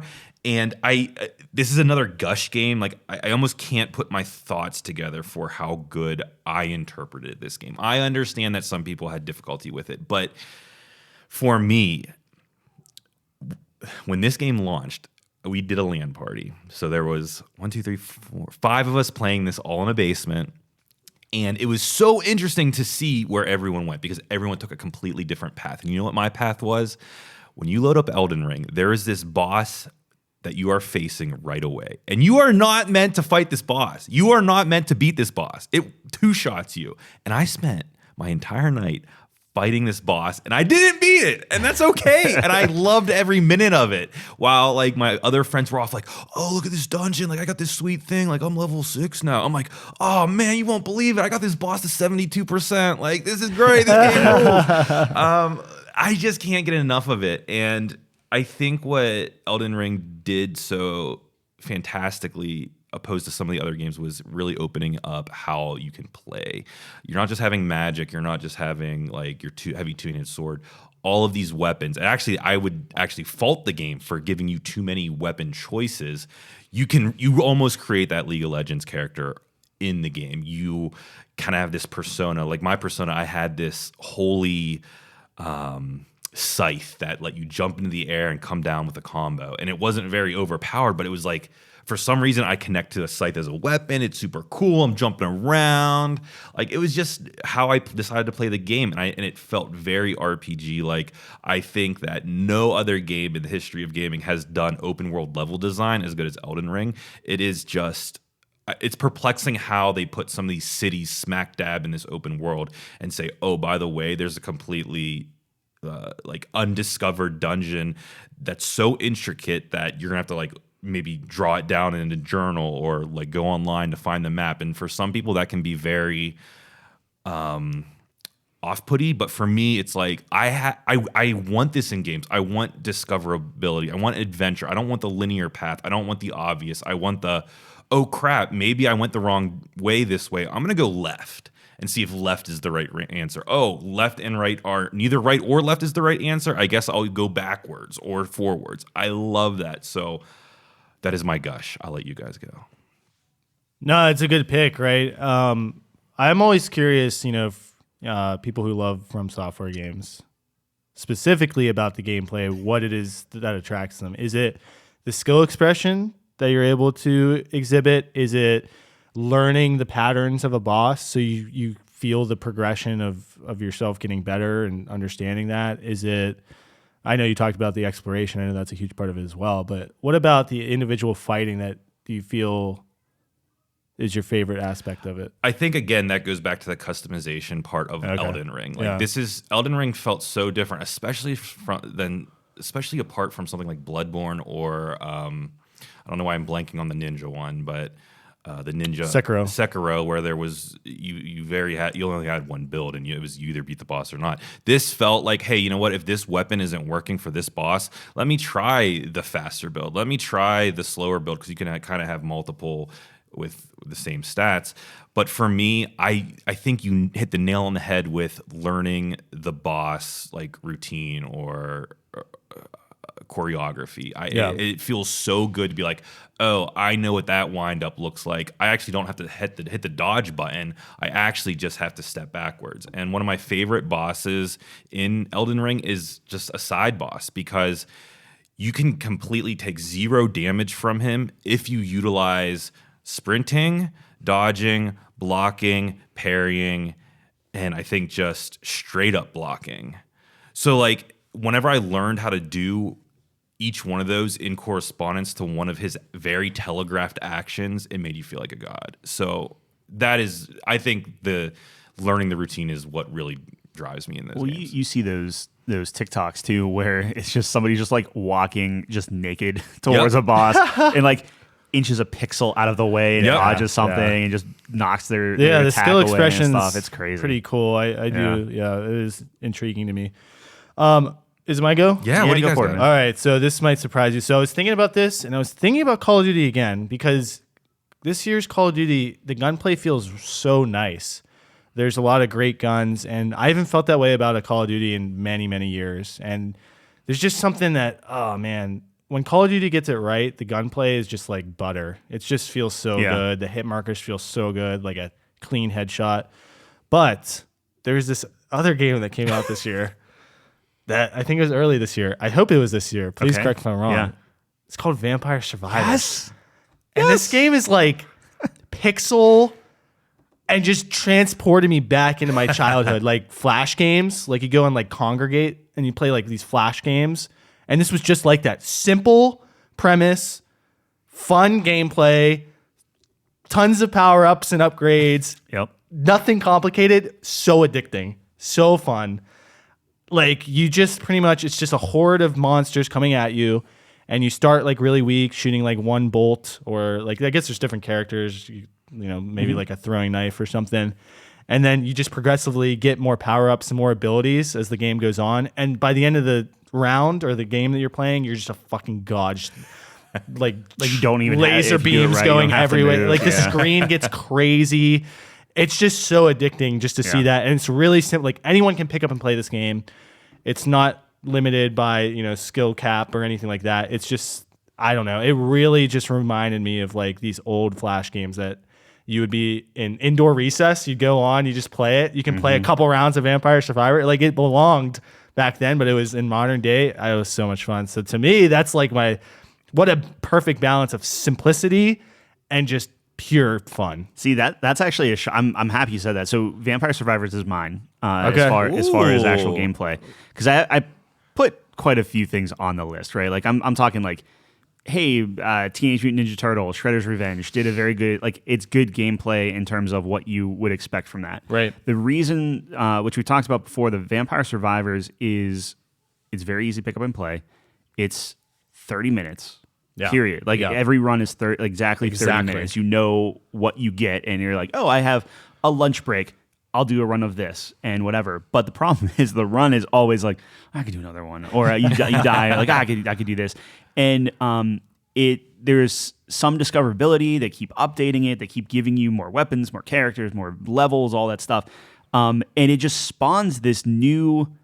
I'm going to say new. I'm sure there's a game out there that it's very similar to it or something like that. But I would say this new genre of game where it's like people kind of reference it as like a reverse bullet hell, right? Where you're the one shooting the bullet. Yeah. And you just move and it just auto attacks. You don't have to worry about anything. It's so good and simple. And when you're talking about something as pure as just gameplay, Yeah. instantly comes to mind. Because it's just gameplay. There's some progression elements, obviously, and upgrades, but at the core of it, it's just such fun gameplay that's all it needs. Right. It knows exactly what it is. So Yeah. And then one honorable mention, and this is still in early access, so I think this is something that we'll probably be talking about for next year. But have you guys heard of Backpack Hero? No, please explain. Backpack Hero, you are a pack rat, so you're a rat. And you have this backpack, and the whole idea is you go through. Did you ever play? What was it like? It's like a gothic game, and it's like an RPG, and you have to like pick different attacks. And it's like you walk through like a it's dungeon something maybe. Crap, I'll have to think about it. But it's like a turn-based like RPG-ish thing, but you're just walking in a straight line. You come up against an enemy, you pick attacks, they pick attacks, you kill them, and you just keep moving forward.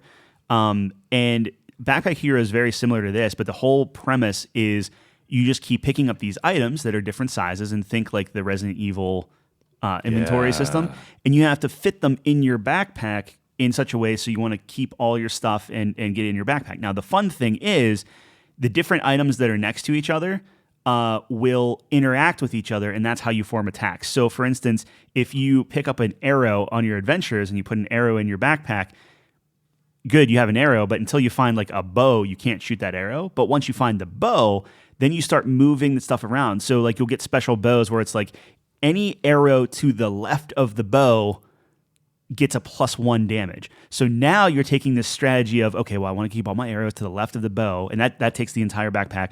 But then it's like, okay, but then if I put this like a pendant above the bow and arrow, I get a +5 to the bow and arrow, which then stacks to the arrows. However, if I have a pendant, then I lose armor. But if I have this boot, like I'm making a lot of that stuff up, but like it's finding the best way to organize your stuff. And the kind of fun thing is you only have so much space, and obviously like if you're bringing a shield to the fight, that's like 6 spots, so it makes you a tank, but then you have very little attack and stuff like that. So you can be like a glass cannon, you can be kind of this tanky guy.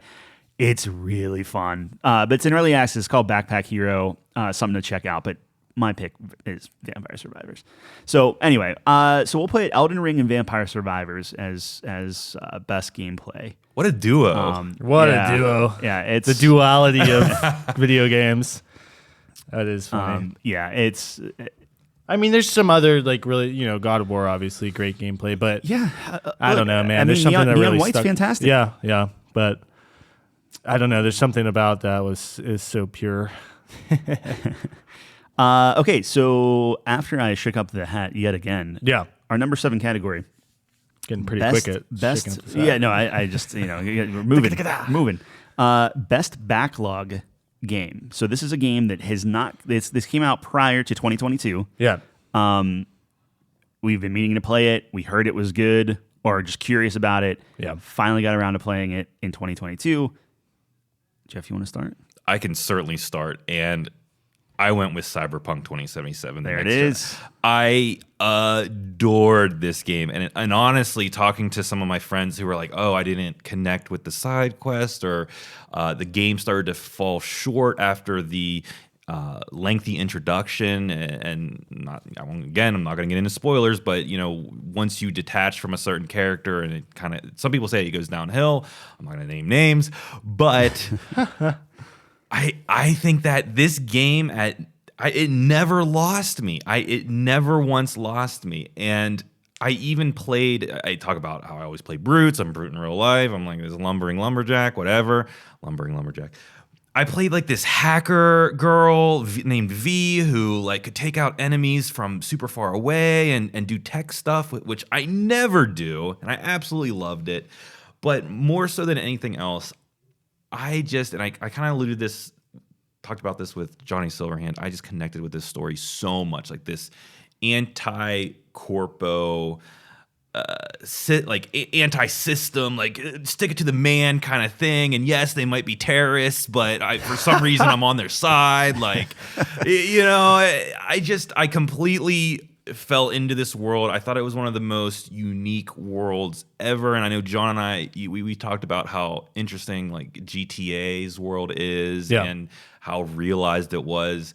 I think that even Cyberpunk does a better job of at least creating a world, maybe not making you feel like you're living in it, but to take a Cyberpunk aesthetic and create this, even though it is an existing IP and property and tabletop game, I think CD Projekt Red did a fantastic job once all the bugs were worked out with this game. I bawled my eyes out. At every ending, I've never had an end screen. It wasn't even the end screen or the story. It was like the credits rolling, and there's this thing that happens during the credit sequence that I won't get into, but it felt we all played it, right? Yep. I mean, if you want to skip ahead, did you beat it? Yeah, I did beat it. Yeah. So if you want to skip ahead, listeners, for like 30 seconds or whatever. Yeah, and I'm not going to talk about what happens to a character, but at the credit sequence, there's a character that dies. Almost no matter what ending you pick, there's always someone that dies. And during the credit sequence, there is a voice recording of all of the characters' friends calling that character that died. And those people may or may not know that character has died. They might just be checking in on them. They might be talking about what, the last thing that they did together was. And it is so wholesome. It is so moving. I'm getting chills in my legs right now just thinking about like what those characters said to each other. Like, hey, like I hope you're doing well. I really enjoyed, what we did the last time we were together. I was sobbing on stream. I was just a wet noodle, just like I almost couldn't understand why I was crying because of how moving these human interactions were, even though this is like a cyberpunk world and emotions all out the door and sex sells and it's crazy. At the end of the day, there were very human elements to this game. And man, did I love Cyberpunk 27. I can't wait for the DLC. Yeah, Idris Elba's going in there, yeah. Oh, dude, yeah. No, that's a great pick. I really enjoyed Cyberpunk as well, and I think it's a fantastic game. If it was fully realized, I think, there's some aspects that could have, like, if it was the Cyberpunk world with the GTA, like, quality. Yeah. Probably my favorite game of all time. Like, on paper, this is, like, everything I want in a game. I love the aesthetic, the, like, atmosphere it is. I love the city. I just love everything about it. And it is, I did love the game. It's not that I didn't love the game, but it is, it's, like, right up my alley, just how it is. But I played 2 games this year that I should have played a long time ago. But so picking between these 2 is tough. So I played a game. Anyone who knows me, I don't like puzzle games. I just think they're boring and I suck at them. So I like never play them. But Portal is like kind of an exception. Like Portal is just like a legendary game. So Tyler's like, you got to play Portal. So I like played Portal 1. And I was like, yeah, this is a really cool concept. It's really interesting. Like the dialogue is really funny. GLaDOS, right? Yeah. Yeah. She's like the best part of the game, obviously. And it's like, all right. But it's like, I don't know. Portal 1's kind of like it seems like a demo. You know what I mean? Like it's like there's not much to it. It's quick, yeah, but it's good. And then you play Portal 2, and it's like, what just happened? Like it just totally opens everything up. There's this crazy story that goes on.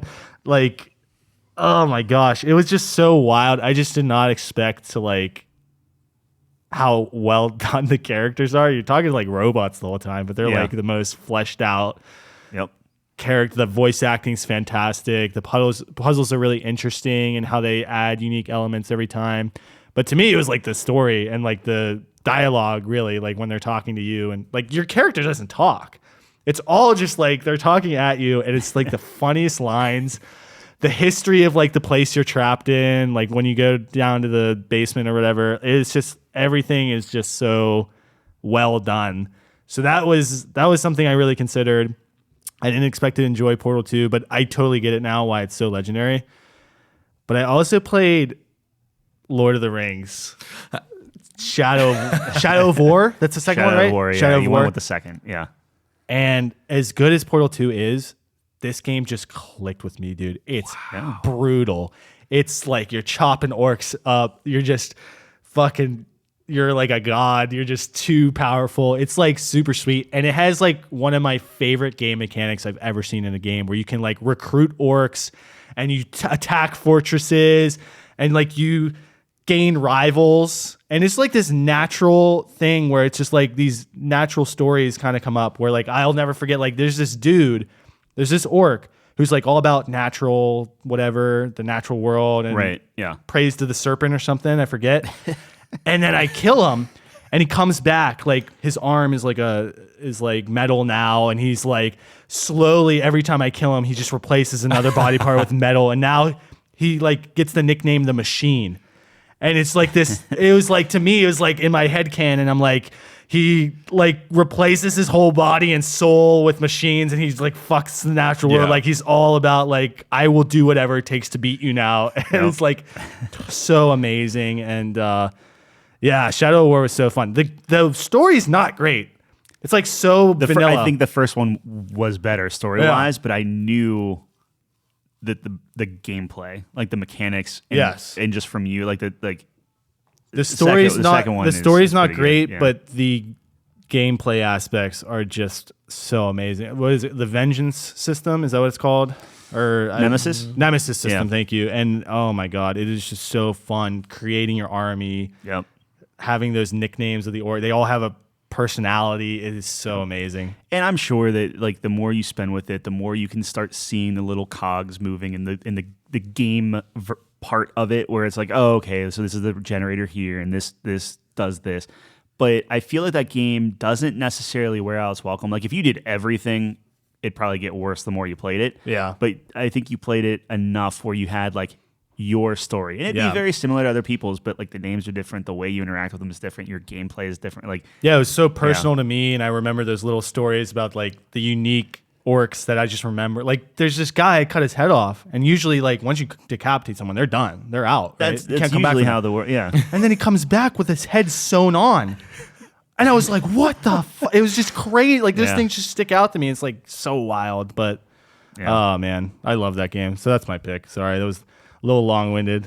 So my pick is tough because I kept like, oh, I played it, but it's this weird thing where like some games kind of first came out this year on the PC platform, so I don't know how all that works and stuff. So I have one, and you talking about orcs, just it made me like, oh, I did play this. So Orcs Must Die 3. yeah. Look, I'm not gonna like fight for this is like the best game in the world, but I very much enjoy it. Did you ever play Orcs Must Die? I have never played Orcs Must Die. It's a tower defense game. It's just normal. You're a third person running around shooting orcs with your bow or whatever, and you just lay down a bunch of traps and just try to murder orcs in these creative ways. And way better with friends. No one played it with me, so I played it solo. But I had a blast. Like it was fun. It was just like this dumb, like, oh, I'm actually okay. Like try to get the 3-star. It's very mobile game-esque, but like it was just a really well-crafted, put-together game. And I feel bad because this was a Stadia exclusive back in 2020, where it's just it's a dumb like, hey, we should play this for a day. I just love. I mean, that's like to me, that's like the essence of video games, right? Yeah. It just reminds us like video games is an amazing medium because like the highs are like so like you have like a God of War where it's like this is a masterpiece. The quality is amazing. It looks amazing. It feels amazing. The voice acting is amazing. But then you have like Orcs Must Die 3. It's like this is what video games is all about. Or like Vampire Survivors. Yep. Dumb fun, simple, turn my brain off, just have a good time. And I always appreciate those types of games. I think it's super important. You need both ends of the spectrum, you need like right? a solid like B game to kind of like just I don't know, man. It's like whatever. that's how the medium was born in my I'm just saying. Turns out most games I played this year actually came out this year. So I was going through everything. Like, man, I thought this was gonna be an easy one. But it's like, nah, it's pretty tough. All right, so cool. Good picks. Good picks. Okay, so next one is. Oh my god, we gotta move this along. Oh, you mean we're halfway in? 2 hours in? Yeah. Okay, most disappointing game of the year. I have a couple. Let's hear them. Yeah, right. I don't know if go for it. I got one. Too. Okay. Okay, hold on. Hey. I have 2 knives at my throat. One guy never even played it. I didn't. Okay. I could just hear our audience. Yeah, hold on. All right, so I'm just going to run down this list. Diablo Immortal. Yep. Makes sense. So that's basically the mobile version of Diablo. I love Diablo. Obviously, keep coming back to it. Yeah. Diablo Immortal, not fun. Yep. Dying Light 2 Stay Human. I love the original Dying Light. I bounced off this game. I probably tried it 2-3 times, and I just could not enjoy this game. And I don't know why, because on paper it should be fine. It's just this open world. I just felt like it just was. I don't want to say soulless because I always feel bad for like developers because like obviously they're putting their soul into these games, but it did not capture what the first one did for me, where it was just like, oh, I love this, I love the momentum, the movement, all like it just for whatever reason, like it's well made. I was disappointed. Tiny Tina's Wonderlands, Ooh. I liked it. I was disappointed in like the end game because it was supposed to be this like, oh, you do all this stuff and then you unlock the end game. And I'm thinking like Diablo, this repeatable thing. You can keep playing Tiny Tina's Wonderlands, but there's no reason to. Like, you're just like, oh, you can make it tougher. Cool. Whatever. Yeah. Which I know is a little hypocritical, me liking Diablo so much, because like Diablo's the same way. Like you're just getting slightly better increases. It just, for whatever, Diablo feels better. Mario Strikers Battle League. Holy crap, that is a rough, like, you beat that game in 30 minutes, and then there's nothing else. There's no story, there's no, like, it's just all online, all based off of your friends. If you can't convince your friends to go out and buy a Switch specifically for this game and play with you, then you're just out of luck. So that was very disappointing, and I'm actually going to put both Pokemon games on here, both Arceus and... Am I saying that? Is it Arceus or Arceus? Arceus? I think it is Arceus. Yeah, Arceus and Violet and Scarlet. I'm leaning more towards Arceus on that one just because that's the one I actually played. I watched Chelsea play Scarlet and Violet. I think she played it one day and hasn't picked it up since then. Yeah. And I just know that people were not happy with the performance and how janky that thing was and stuff like that. Anyway, so if I had to pick from all of these, I would probably say that I'm going to say Dying Light 2 actually is my most disappointing game, just because I was actively looking forward to that one. Like I was actually excited when that came out. I'm like, I'm going to take the week off. This is what I'm going to be playing. And it's just like I played it over that weekend. I'm like, I'd rather work. Like that's where I was like, I'm not going to waste my time off to play this specifically. Yeah. So that was mine. What do you guys got? You want to go, Jeff? Oh crap! I'm sorry. Hold on 1 second. Yeah. The thing wasn't done yet. Stanley Parable Ultra Deluxe Edition. Great game. Still disappointing because I thought it was going to be more better somehow. And the irony is they specifically are saying it's not going to be that. But then my dumb brain is like, it's going to be more. And it's like, no. That game is great if you've never played it before. But since I played the original, I don't think there was enough there. Too much overlap? I think so. They do a good job with it. It's just, for whatever reason, I was disappointed, and I feel bad saying that because they do it very, very well. I was just still disappointed coming out of it. Sure. and then Stray. Stray. Look, Stray, everyone was saying was the best thing since sliced bread, and I played it, and it's good. It's fine. It's a cat. It's not.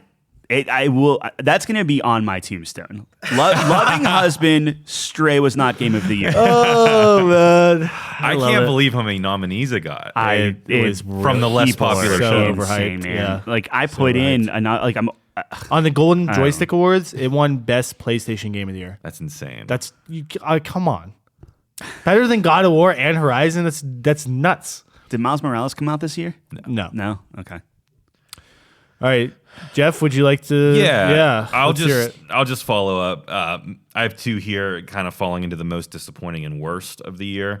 But I'll start. For me, most disappointing was 100% Pokemon Scarlet and Violet, and I think that is such a deserving award. I don't know what Game Freak and Nintendo are doing here. I cannot believe that they have the most popular IP on Earth and yet continue to put out a subpar product, and people buy it because they're just so hopeful. They want this to be something special. And yes, the Pokemon on there, but that's all you get are the Pokemon.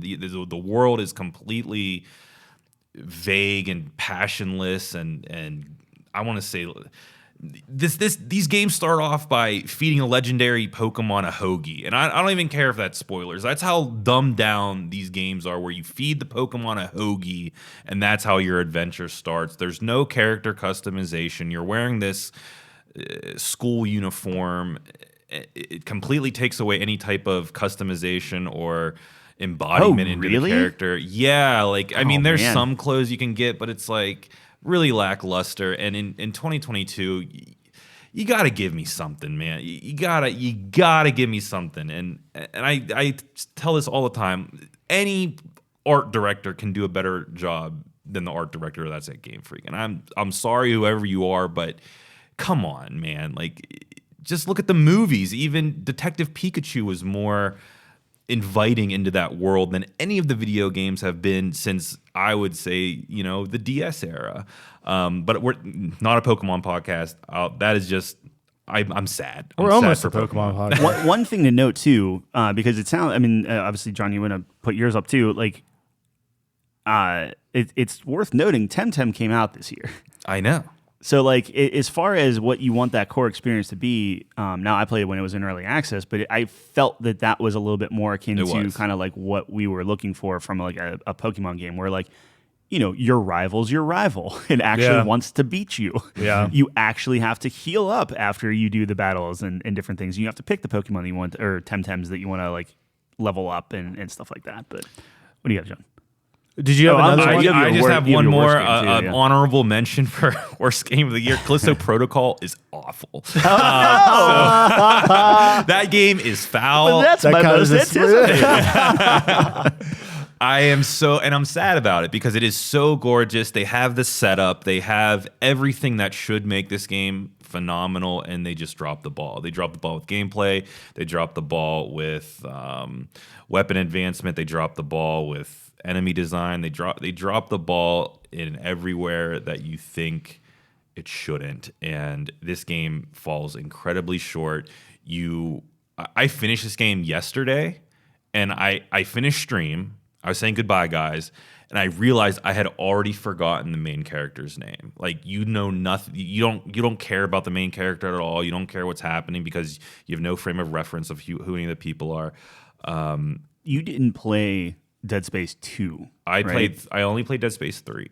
Yeah, so you played it when it was like dying. Bad, yeah. Okay. The reason I played Callisto Protocol was so that I can have a frame of reference for the Dead Space 1 remake coming out in January. Or maybe it's February. But I'm hoping Dead Space. I would be interested to see, because I played Dead Space 1. I didn't get super into it, but Dead Space 2, for whatever, and I don't like horror games at all, but Dead Space 2 I loved. And could I tell you the story of it? No. I just like the gameplay and the way I felt when playing that. I loved it, which is why I was excited for Callisto Protocol. Because I'm like, oh, well, I could recapture that a little bit. And if it's really gorgeous, I'm a whore for graphics. So, like, sure. But But that's disappointing. Yeah. Yeah, and if I can shout out the Helix Station podcast, which is a six episode narrative prequel to the Callisto Protocol video game. The podcast narrative is awesome.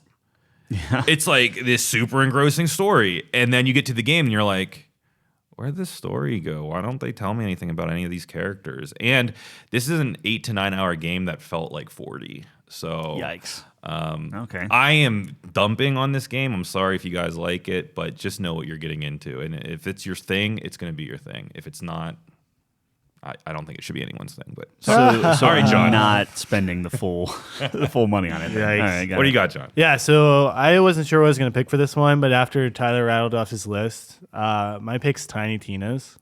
And it's not because it's a bad game. It's because my expectation of what the game was going to be was like different than what it was. And that's just because I'm dumb. Because it was supposed to be like D&D, so I thought there was going to be like more of those elements incorporated, but it was like, oh no, it's just Borderlands with a D&D skin.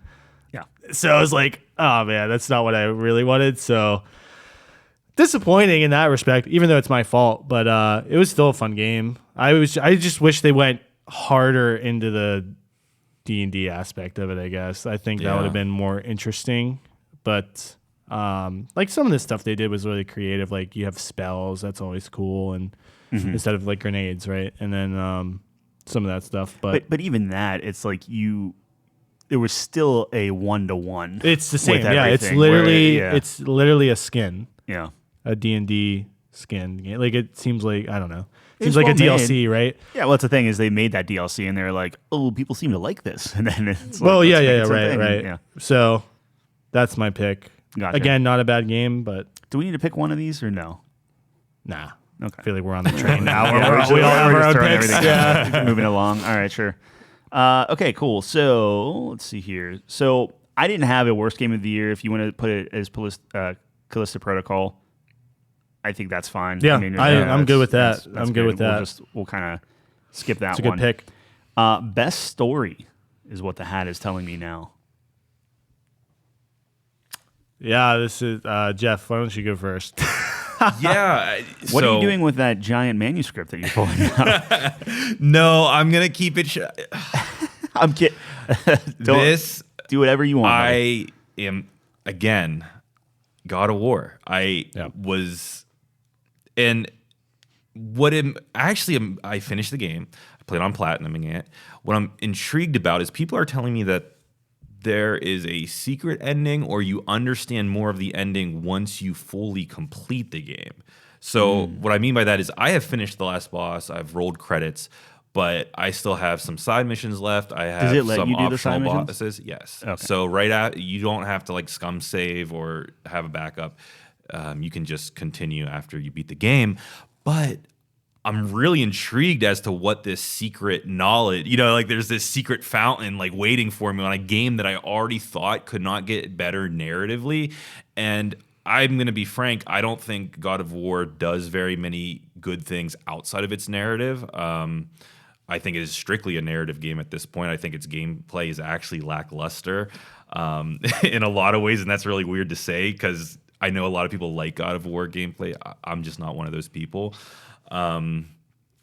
But this narrative was so good. And the character, not even twists, but how they evolve. And when you hit that ending, and there is a part that you see that, in my mind, completely changed Kratos and completely changed Atreus. And it's not like this slap you in the face, this is the ending. It's this very subtle moment that I hope to have sometime in my adulthood myself that was so breathtaking to me. And again, I'm not a crier. I'm on the Lexapro. I shouldn't be able to cry.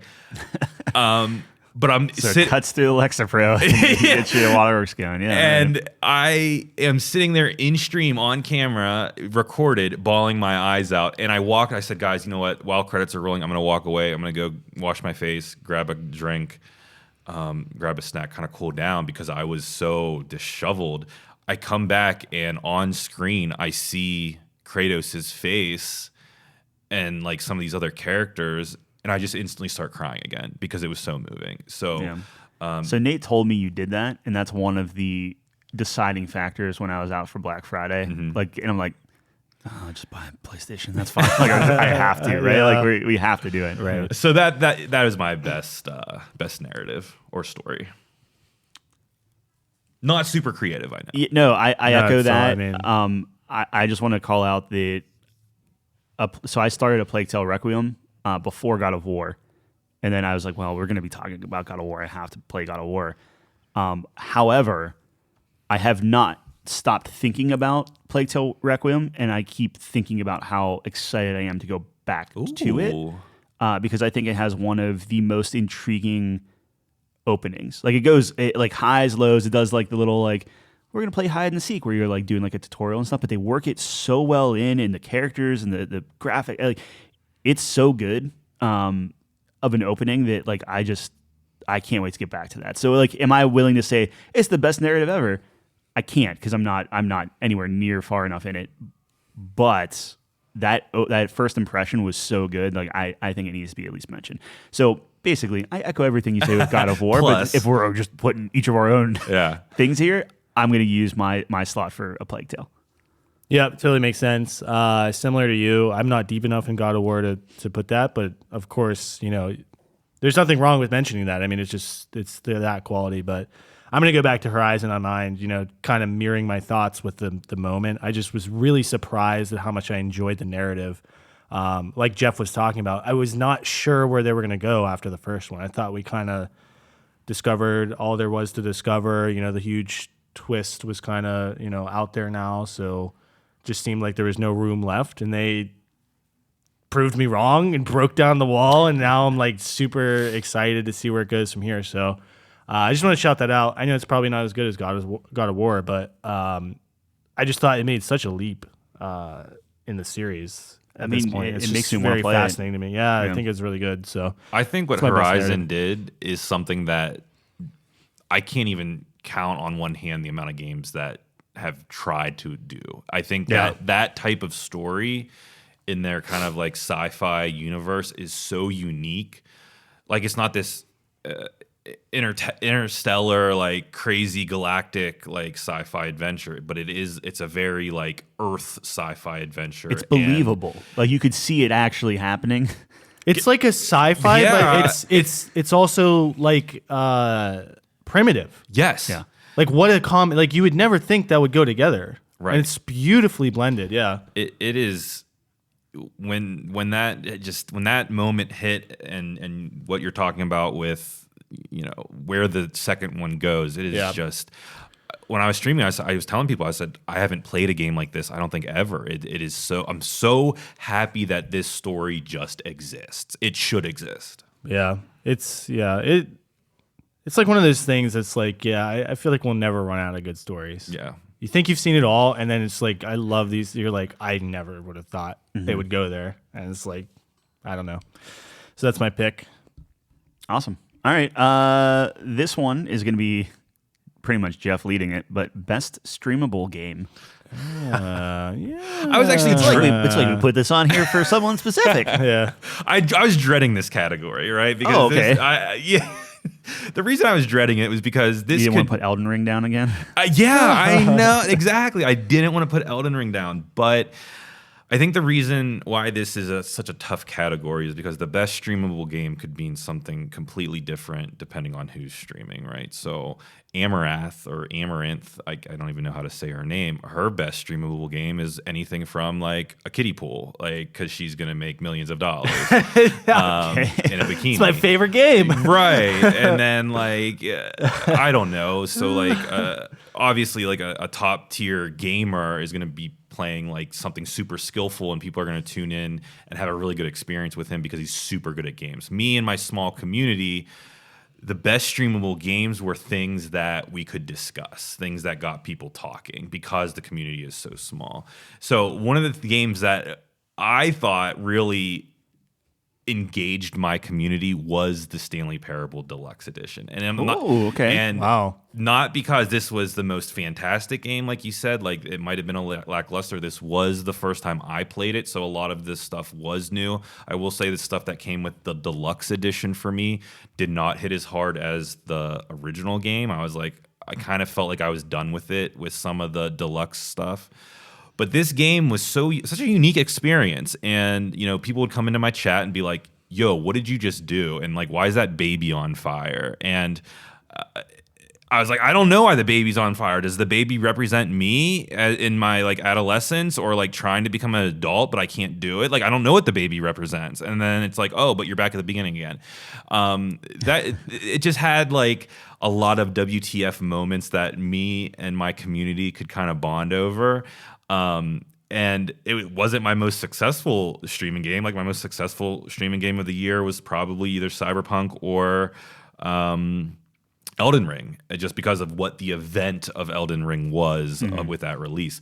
But for me, Stanley Parable was a super unique experience that not a lot of people played, so they were very willing to watch because there aren't really these spoilery moments that a lot of single-player games have that turn people off from watching a story-driven game. And it was a great way to engage my community. Nice. I wasn't expecting that. Yeah, but okay. You could have put a gun to my head. And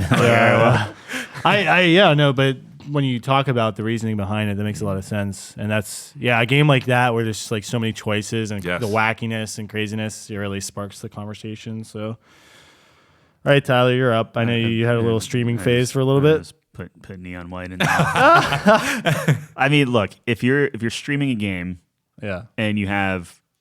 And to be fair, this is all theoretical because I have no friends playing this game.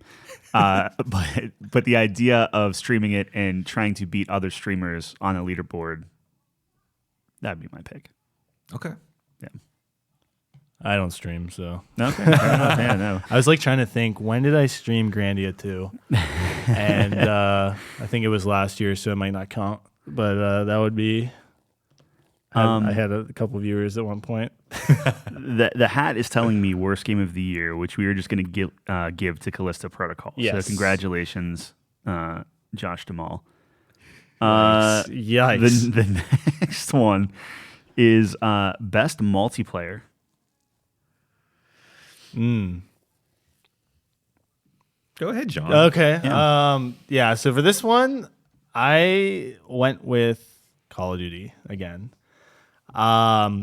It just invoked this feeling of like back in the day where, for a while, all the guys were getting on, and it was a point where it's like, no one's like asking if you're getting, like everyone was just getting on, and then we were all playing, and it's like, I don't know, it was like a lot of nostalgia and just a lot of fun. And it's always fun, like, oh, well, what attachments do you guys like? What guns do you guys think is good? And you're like sharing all this knowledge that you guys are like 74U too. Yeah. That's cool. That's what I have. I don't know. I just always love that experience. So, like I said earlier in the show, this Call of Duty like is the first one in a long time that really got those feelings flown for me again. So this is another aspect of it.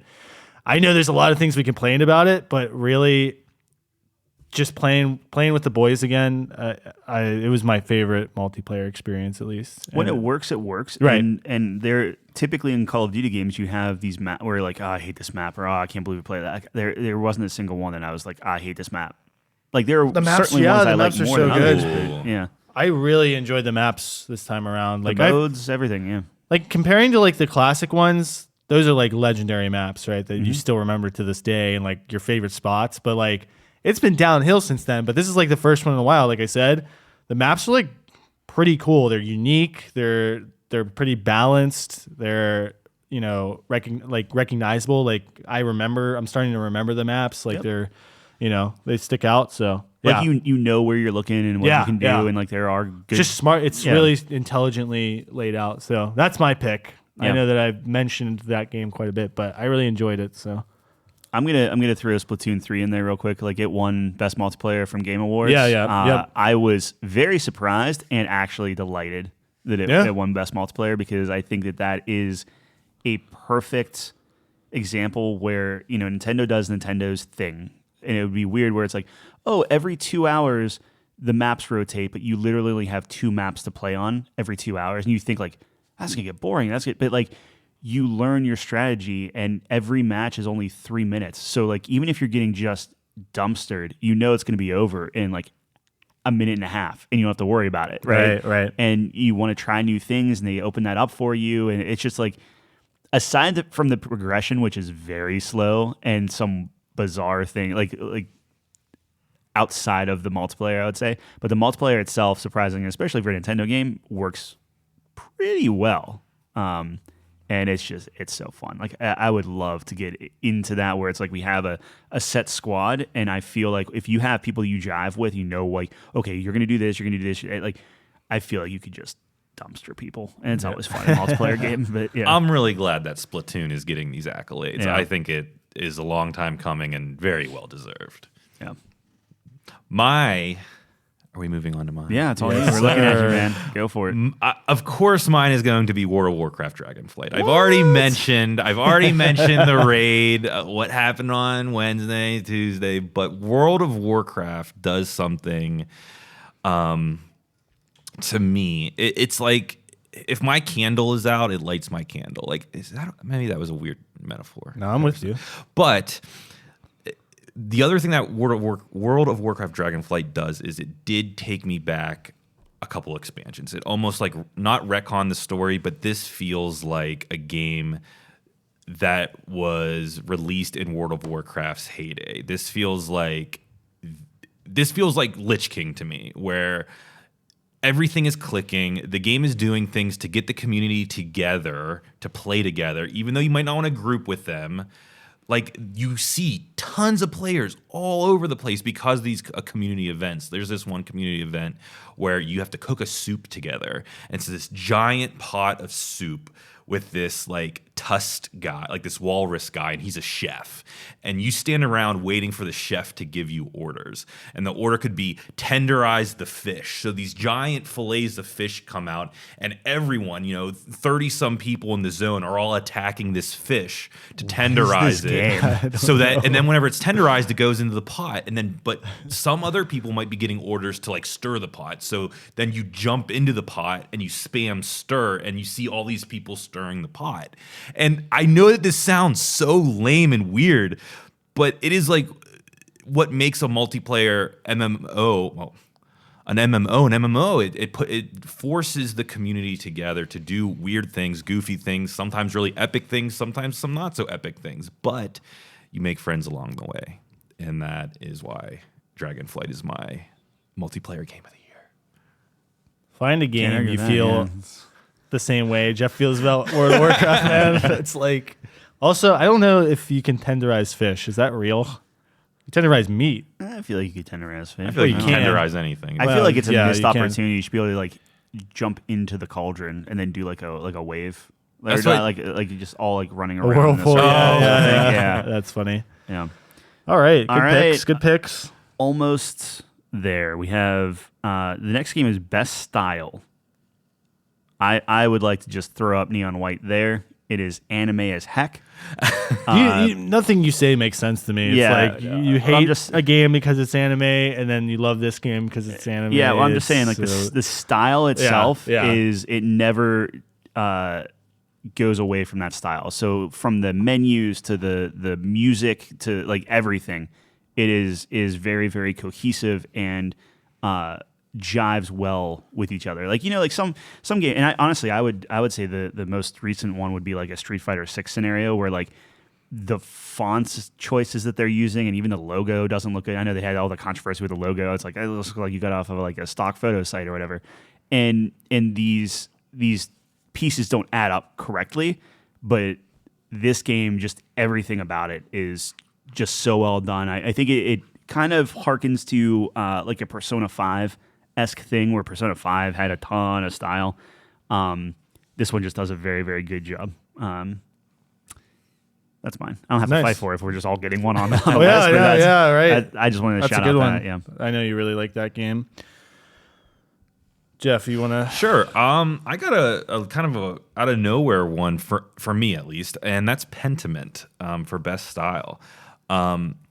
this is a really strange one, and it kind of has an aesthetic of, the only way I can describe it would be Catholic stained glass window, and maybe that doesn't even do it. Maybe like Old English. It's very hand drawn. It's very cartoony, very 2D, but at the same time like traditional, almost fairy tale esque. And if we're talking about font, like the font all falls in line. But something just, it really stuck out to me. Not a lot of games look this way, especially when we're falling into this 2.5D pixel art. Like you're seeing a trend with all these games coming out, and I'm not diminishing that. They all look gorgeous and do fantastic things, but we're seeing Pentiment come out with this style that I haven't seen very often at all. And I went to Catholic school all the way up until 12th grade. So I was, preschool to preschool to 12th grade. That's a lot of imagery that is like burned in my brain of pictures of priests and friars and drawings and Bible study and all this stuff. And even though I'm removed from that now, when I saw the trailer for Pentiment, all those kind of memories came rushing back, and playing through it kind of gave me that simplistic life of an artist. Like I want to be in some way that simple friar who's just in charge of drawing, the three wise men or something, like on stained glass day in, day out. Like it just connected with me. So that is my best style, with runner-up being Sifu. I thought Sifu's kind of self-shadiness was really intriguing. I, again, probably could have done more with the world, maybe wish I had a little bit more and a little bit less in some areas. But there are some stylistic choices in Sifu that really resonated with me. Even the way that they have contextual fights and different things like that, where it can, depending on like your location. I don't know if you saw Sifu stuff, but like if you were fighting a dude and he's like next to a bottle on a corner, you like pick up the bottle and smash it, but you hit the same input. So it's very contextualized based off of like the location, which I could argue would be the style of like the combat and the animation too. So it's cool. Yeah. Interesting. No, that's good. I forgot about Pentiment. That's another game that I want to play for next year. Yeah, it's worth experiencing. Yeah. All right. So the game I chose is an indie title, and the title is Norco. It got really good ratings on OpenCredits. And it's like a point and click adventure. So Tyler's like, "Hey, why don't you check this one out? It's got really good ratings." The style of this game is like really fascinating to me. It was really interesting and really stuck out to me. It's like a pixelated style, but what really does it for me is the color palette that they use. Like they use these really warm color palette, like these nice oranges, things of this nature, but it's like they do it in a way where it's like warm but sad. It's like this really interesting mix of emotions, because it's like this kind of rundown place that you play in, and it's like kind of depressing and stuff like that, and there's like this big organization that like has all the capital and everyone else is super poor. And so it was really fascinating. Also, that combined with like, so there's no speech in the game. It's all like, I don't know, these weird noises when characters talk, and it's like really jarring and like expressive, because every character will talk, different, and these interesting sounds. So the sound design combined with like the art of the game, I like when I was describing it to Tyler when we were talking about it, it like reminds me of like, paintings. It's like very deliberate, and the way they used colors was like really interesting to me, like combined with the pixel style. And then like I said, on top of that, the sound design just really stylish, very unique, and stuck out to me. So that would be my pick. I really enjoyed it. Cool. Nice. What do we got, Tyler? Yeah. So, well, I mean, I did Neon White for. Wait, what are we talking about? We're talking about style, right? Style, yeah. I did Neon White, right? Yeah. You went already. I didn't know if we were moving on to another one. category. Okay, next category. I'm sorry. I didn't know if we were like, cool, and then do the whole, hey, we're shaking about a hat. Okay, I'm sorry. I'm zoning out. All right. Next one, we are doing Best Developer. That's all you, boss. I'm not good with like the developer side of things. So developer is a little weird because, like Riot's done a pretty good year this year. I don't know if all the political stuff going on with or social politics, maybe we don't put them on a pedestal. So this is a tough one. The two that I wanted to do a quick shout out for. I'm trying to find my list here. Wait, I'm sorry. This is good pod. Where is it at? Oh, here it is. Okay. So Habby, again, I don't know if Habby is a good social practice developer, but they created a mobile game called Survivor.io, which is basically Vampire Survivors. I think that it is designed in such a way that it has its own spin. They have their own weapons and styles and all the different things you can do. It, of course, has ads, but I think the nice thing about this game, and this is why I thought of them, is they're not like you have to see an ad every 5 seconds. Like you actually never have to watch an ad if you don't want to, which I think is fantastic. And I think that I haven't spent a cent on this game, and I feel like my progression was never hindered. So I will always give a developer extra credit for that. And then the other one would be, I think it's called, is it Poncol or Ponsol? I don't know, but they're the developers of Vampire Survivors. So I want to give them a shout out for, hey, you made this really cool thing. You're not price gouging anyone. I think when they were like, okay, well, we're out of early access, so now we got to raise the price of our game. I think they raised it like $1. So it's like $5 now instead of $3 or $4 or whatever. But shout out to them for creating a genre and doing so well with just something that's so basic. Yeah, I think those are some interesting picks, and I do think best developer is a pretty tough category to discuss because there are so many aspects we can come from. We could come from politics. We can come from best practices, maybe, or we can even come from accessibility, right? Like, what if a developer has made advances in accessibility to make more people able to access their game that couldn't in the past? That is a really good thing for a developer to do that would be worthy of praise of best developer. So I just kind of came from the CD Projekt Red angle of resurrecting Cyberpunk 2077 alongside doing a fantastic job with Edge Runners. And I think that mix of both of those just created such a wonderful September for me where the weeb inside of me was like, Edge Runners is awesome, and then this game is awesome, and then look, like these characters, like I wanted to be in that world so bad. So that was kind of like a dual, hey, this developer, yes, fumbled the ball heavily, probably the biggest fumble in AAA history with the release. They kind of didn't give up on it, and they released a highly successful anime alongside with that. That really struck a chord with me. And going to the Riot thing, for me, Riot is not worthy of this yet. Sure. Yeah. They have phenomenal games. I'm addicted to like all of their games, all of them. And Arcane, if you're going from that angle too, yeah. And I'm super fearful with what happens when they launch their MMO. Like, where's my life gonna go, right? But with that being said, I hate their UI. I hate that they cannot fix their client. I hate that the game crashes constantly in Valorant. I hate that I am bombarded with so many tokens. I don't even know what they do anymore. So that's a tough category. I'm going to give it to CD Projekt Red just because of that duality of, not even duality, that coupling of Cyberpunk projects. I mean, I'm fine going that route too. And I think that when you take everything you said about Cyberpunk and then add on the whole like, oh yeah, by the way, here's ray tracing for The Witcher and redone textures and free enjoy if you all this. Free if you already own it. Yeah. So yeah, I mean, we'll go back to just giving one for this. I'm fine with it. Cool. All right. And then we have best soundtrack. We'll save the other one for last. I gotcha. All right, so this was a tough one because some of the best ones are very similar in scope, just kind of these epic scores. Different styles, though, of course. So let me pull up my notes on this. So I was listening to a lot of music this week in preparation for... Can I ask a quick question? Yeah, absolutely.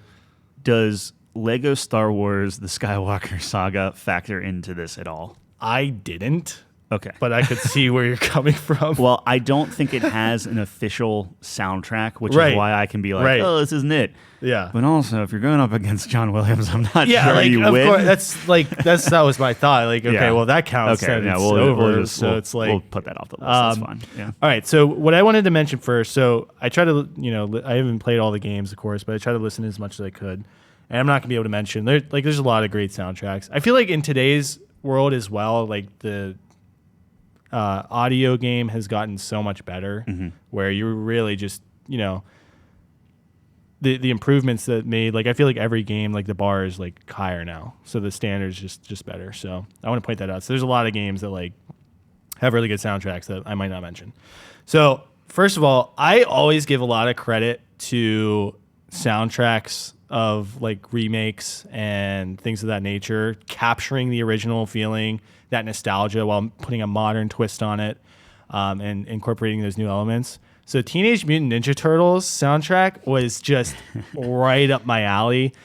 It did such an amazing job of invoking those feelings of playing it at the arcade, the show itself, like the cheesy songs from the show and things of that nature. So I did want to like point that out. The music's really good. It's catchy. It's arcade style. It's gets you pumped, and I really enjoyed that quite a bit. So I wanted to give a shout out to that.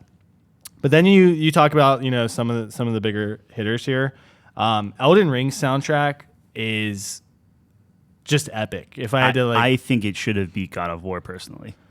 Yeah, I mean, this is really tough for me because like when it comes down to it, I tried to go a route where it's like I listened to Splatoon, I listened to Ollie Ollie World's like really interesting soundtrack. Yeah. The electronic music in that is really cool.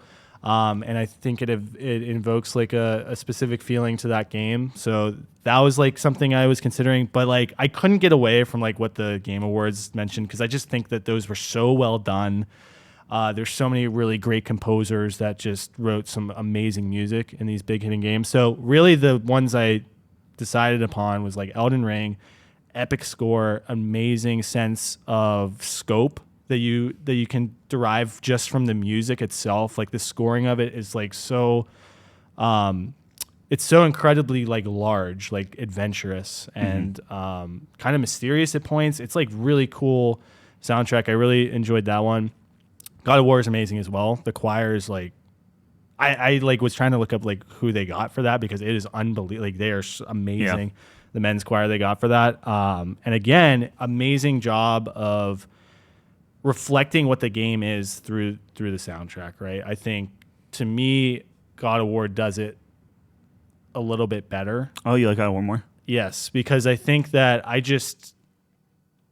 I feel like I'm in Norse mythology when I'm hearing that epic soundtrack. I feel like, and specifically the character themes as well. I think having those I know Elden Ring does have like specific boss themes too, which are great. But the character themes, you have a theme for Thor, you have a theme for Odin, Kratos, all these themes, I think were really well done. And I always appreciate that when you can attach an audio component to a specific character. I think it really opens it up with that. Imperial March it. Exactly. Yeah. So to me, I think it's God of War. Wow. Okay. But I do want to shout out Xenoblade Chronicles 3. I was listening to that soundtrack too. Right? And it was really well done. It was really well done. But I just think the quality of God of War, like the actual performance, along with the pieces that were written, along with that component of the characters, the theme of the game, the Norse mythology, I just think that was my vote. God of War, if you had to pick like favorite track, for me personally, God of War would win that because you get that chill whenever you're like, and it's just like, oh man, that's pretty good. It is, yeah. But when I'm listening to like the entire soundtrack, I don't know, I was gravitating more towards like an Elden Ring, just kind of like, okay, just leave this on in the background and just enjoy it. Elden Ring's fantastic. I also want to shout out Tunic. Very relaxing. Yeah. So Tunic was very relaxing. Ethereal, kind of. It was a cool vibe. I thought I was going to fight for Neon White, and I listened to the Neon White track, and while it's so good in that game, I would never listen to that on Spotify. Right. Ever. Right. Because I would just be like jittery the whole time. But I think you're right. Tunic is a good one, and I think Stray both have like these really chill kind of like Stray vibes. was really unique. That was a very fits interesting really well in the I'd have to environment. play. It was tough for me because I'd have to play that one. Like I have a better idea of the other games, but yeah, that was another interesting one. I was pretty fascinated. Did you listen to Rogue Legacy 2 at all? No. Yeah. So my pick is actually going to be Rogue Legacy 2 if you're going to go with God of War, because I'm pretty sure I know where Jeff is going to go. Yeah. But Rogue Legacy 2, the thing that stood out to me is they had so many different tracks. Yeah. Ranging from like super fast and light and funny and mysterious and gloomy and like jazzy. Like it's like 25, 26, because like obviously video games have a million tracks in them. Right. But like they somehow still all felt like they were from the same game. And like it just worked really well. But the last track on the Rogue Legacy 2 soundtrack you should listen to, and I'm just like, it's actually pretty good. But that's my kind of weird pick, but I enjoy it. I a like lot. that. Yeah. Yeah. When you can fuse genres like that. When you can do and make a connecting thread. Yeah. Well, it's like, you have 25, I think it's like 27 tracks. And it's like you have 27 tracks. I'm going through each one. I'm like, this is good. This is good. And it's just like, man, just from volume, like how do you still have the mental capacity to compose all this stuff? It's pretty good. Yeah. Well, I'm really glad that you guys were able to talk about this category to such length, because I probably struggle with this category the most. For some reason, soundtracks in games do not resonate with me as much as other media. Like, I can listen to an album or something like that and really connect with it. Even the Black Panther Wakanda Forever soundtrack, that was awesome. And I left that movie theater like, wow, that really gave that movie life.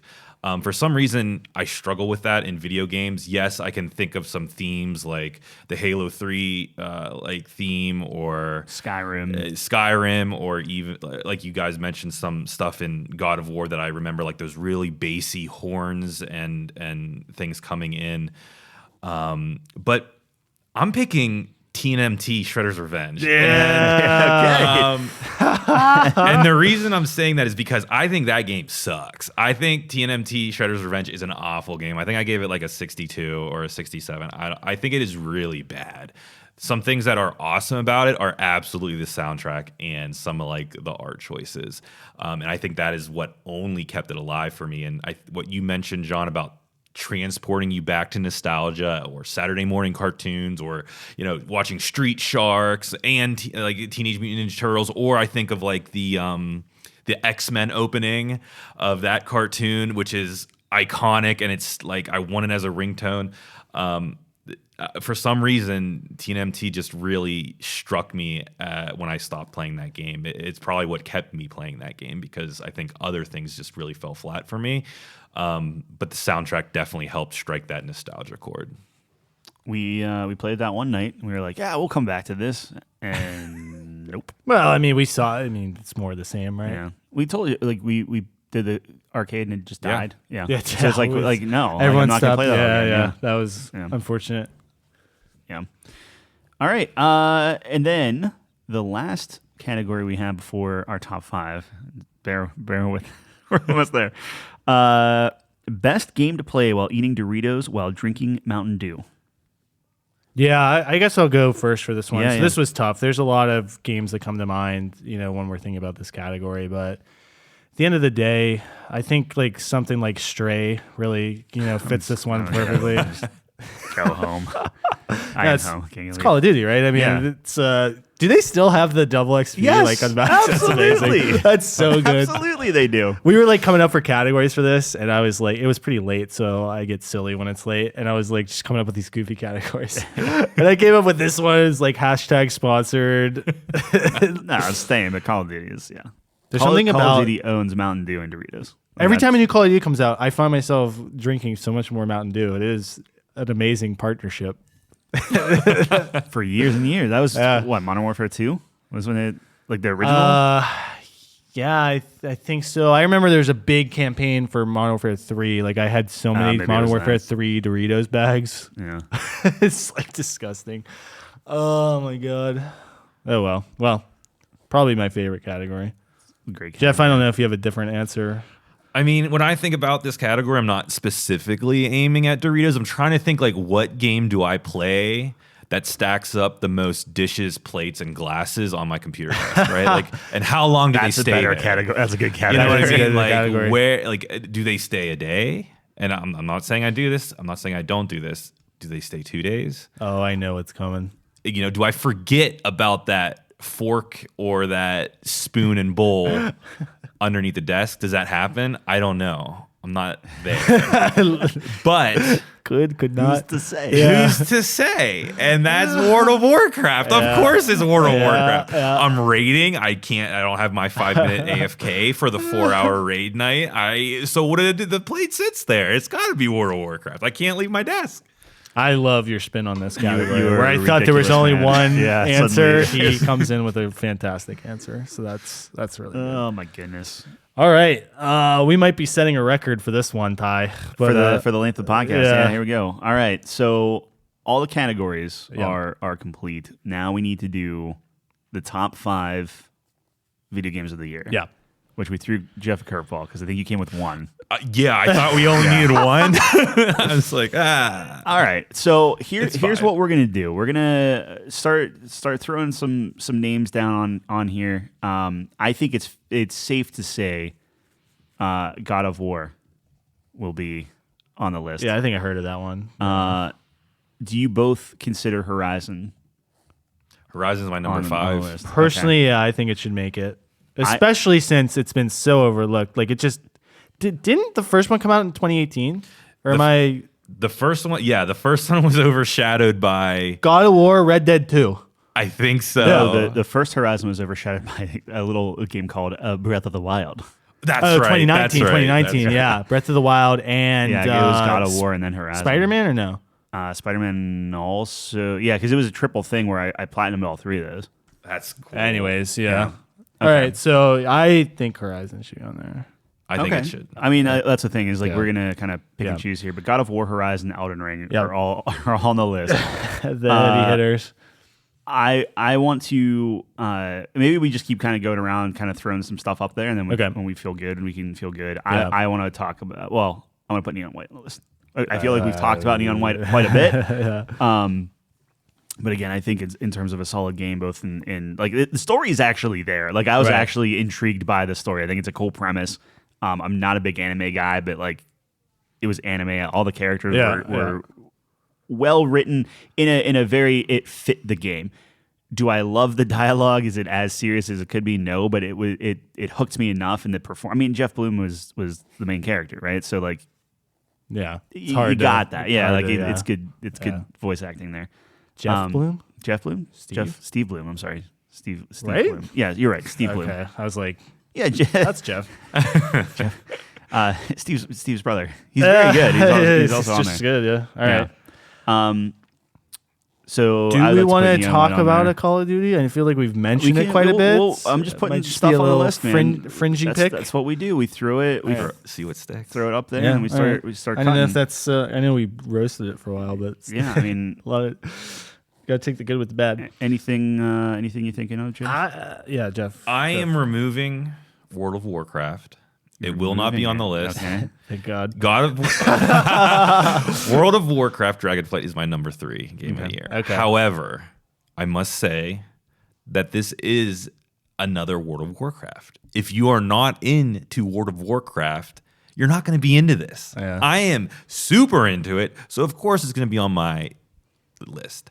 I do not think that being on Game of the Year represents a fair, top 5 of the year. Because it's incredibly personal. A lot of people aren't going to have the same grouping experience that I have. They're not going to have the time to dedicate to it. So I do not want Dragonflight on the overall list. If I'm going to fight for anything, I'm going to fight for Cyberpunk Next Gen Update, even though it's cheating. So if you don't want to throw it up there, the top 5. that's fine. Then my picks are just Elden Ring, God of War, and Horizon. Okay. Okay. I can deal with that. Can we? Simon- throw I think in- Call of Duty could make it. Yeah. Can we throw in Vampire Survivors? I think it's a conversation. Yeah. Because That game's awesome. And everyone should play it. Yeah, and it gets a little tricky too, considering like a lot of us didn't have some overlapping stuff. So like I would love to call out Splatoon 3. I like that. That's in my top, but you guys haven't played it. Yeah, Splatoon 3 is very good. Plague Tale, I still like that opening is still like I don't want to oversell it, but it's still in my top 10 because I just keep thinking about it. I think Tunic is phenomenal. I don't think Tunic got nearly enough love as it should have just because of everything else that came out this year. Right. But specifically the way Tunic did their map and their menu, and like I said, like no words or anything, and the whole tutorial thing is like you just find pages of an old school like NES manual that just show you how to play the game. If you know how to play the game, you can do that the moment you start the game. There's no like gating there, more or less. So it's like, oh, I didn't know that if I hit these 3 buttons at the same time, I do this ground pound that opens up this gateway. You could do that 5 minutes into the game, but you don't find out till like 5 hours later. Right. So I thought that was just really, really brilliant.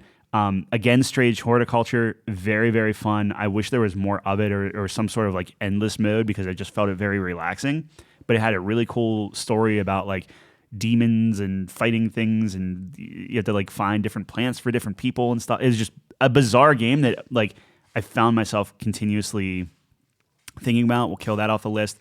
The same with Rogue Legacy 2. It's a better version of Rogue Legacy. I don't know if you ever played that. Do you ever play Rogue Legacy? I didn't, but I played this version, and it was great. Yeah. Very enjoyable, but... Is it top 5? Yeah. I really think you're onto something with Tunic, especially a game that does something very unique with its approach of pretty much the core mechanic of it. I would totally support Tunic being on there. I really struggled with it because puzzles and me don't mix, kind of like the same with Jon. So I spun my wheels. I probably ran around that map 4 or 5 times and I couldn't figure out where to go. But I think that it is a fantastic I think it does one thing really well, which is that menu system. I think it's clever, but honestly, I think the boss fights are actually like when you beat one, you feel pretty good about it. However, it's also like you run around for an hour and don't know what to do. That's frustrating as heck, like for sure. And then it's not even like this aha moment of like, oh, that's so cool, and it's just like, oh, I didn't know I could do that. Like that's just that. Like that. So. Is it top 5 contender? I feel like we have others on the list that I'm sure everyone's more passionate about, but I did want to call that one out. And then the only other 2 that I have on my list I really at least wanted to talk through, Call of the Lamb. No one really talked about that over the Game Awards. I thought Call of the Lamb was pretty good. I thought it was a cool premise to literally just like save cultists, cultivate a cult. And like you're like sacrificing them and like keeping them alive, like well past their years, just so they can like work for you and stuff. I think the thing that killed me with that game is there was no incentive. Like I thought it was something like I just get all my cultists, and then that's like the game, and then the end game is me like building this amazing cult. But it's just like once you beat it, you kind of beat it, and it's not like maybe that's just my own internal problem, but if I like a game, I want it to continue forever. And if there is no option for that, I start like not enjoying the game as much. Interesting. So that's why I Call of the Lamb. It's like it's on my list because I thought it was good and clever and fun, but it is also fairly low. And then finally, Tinykin, which I don't think you guys. I did not get a chance. It's on Game Pass. It is.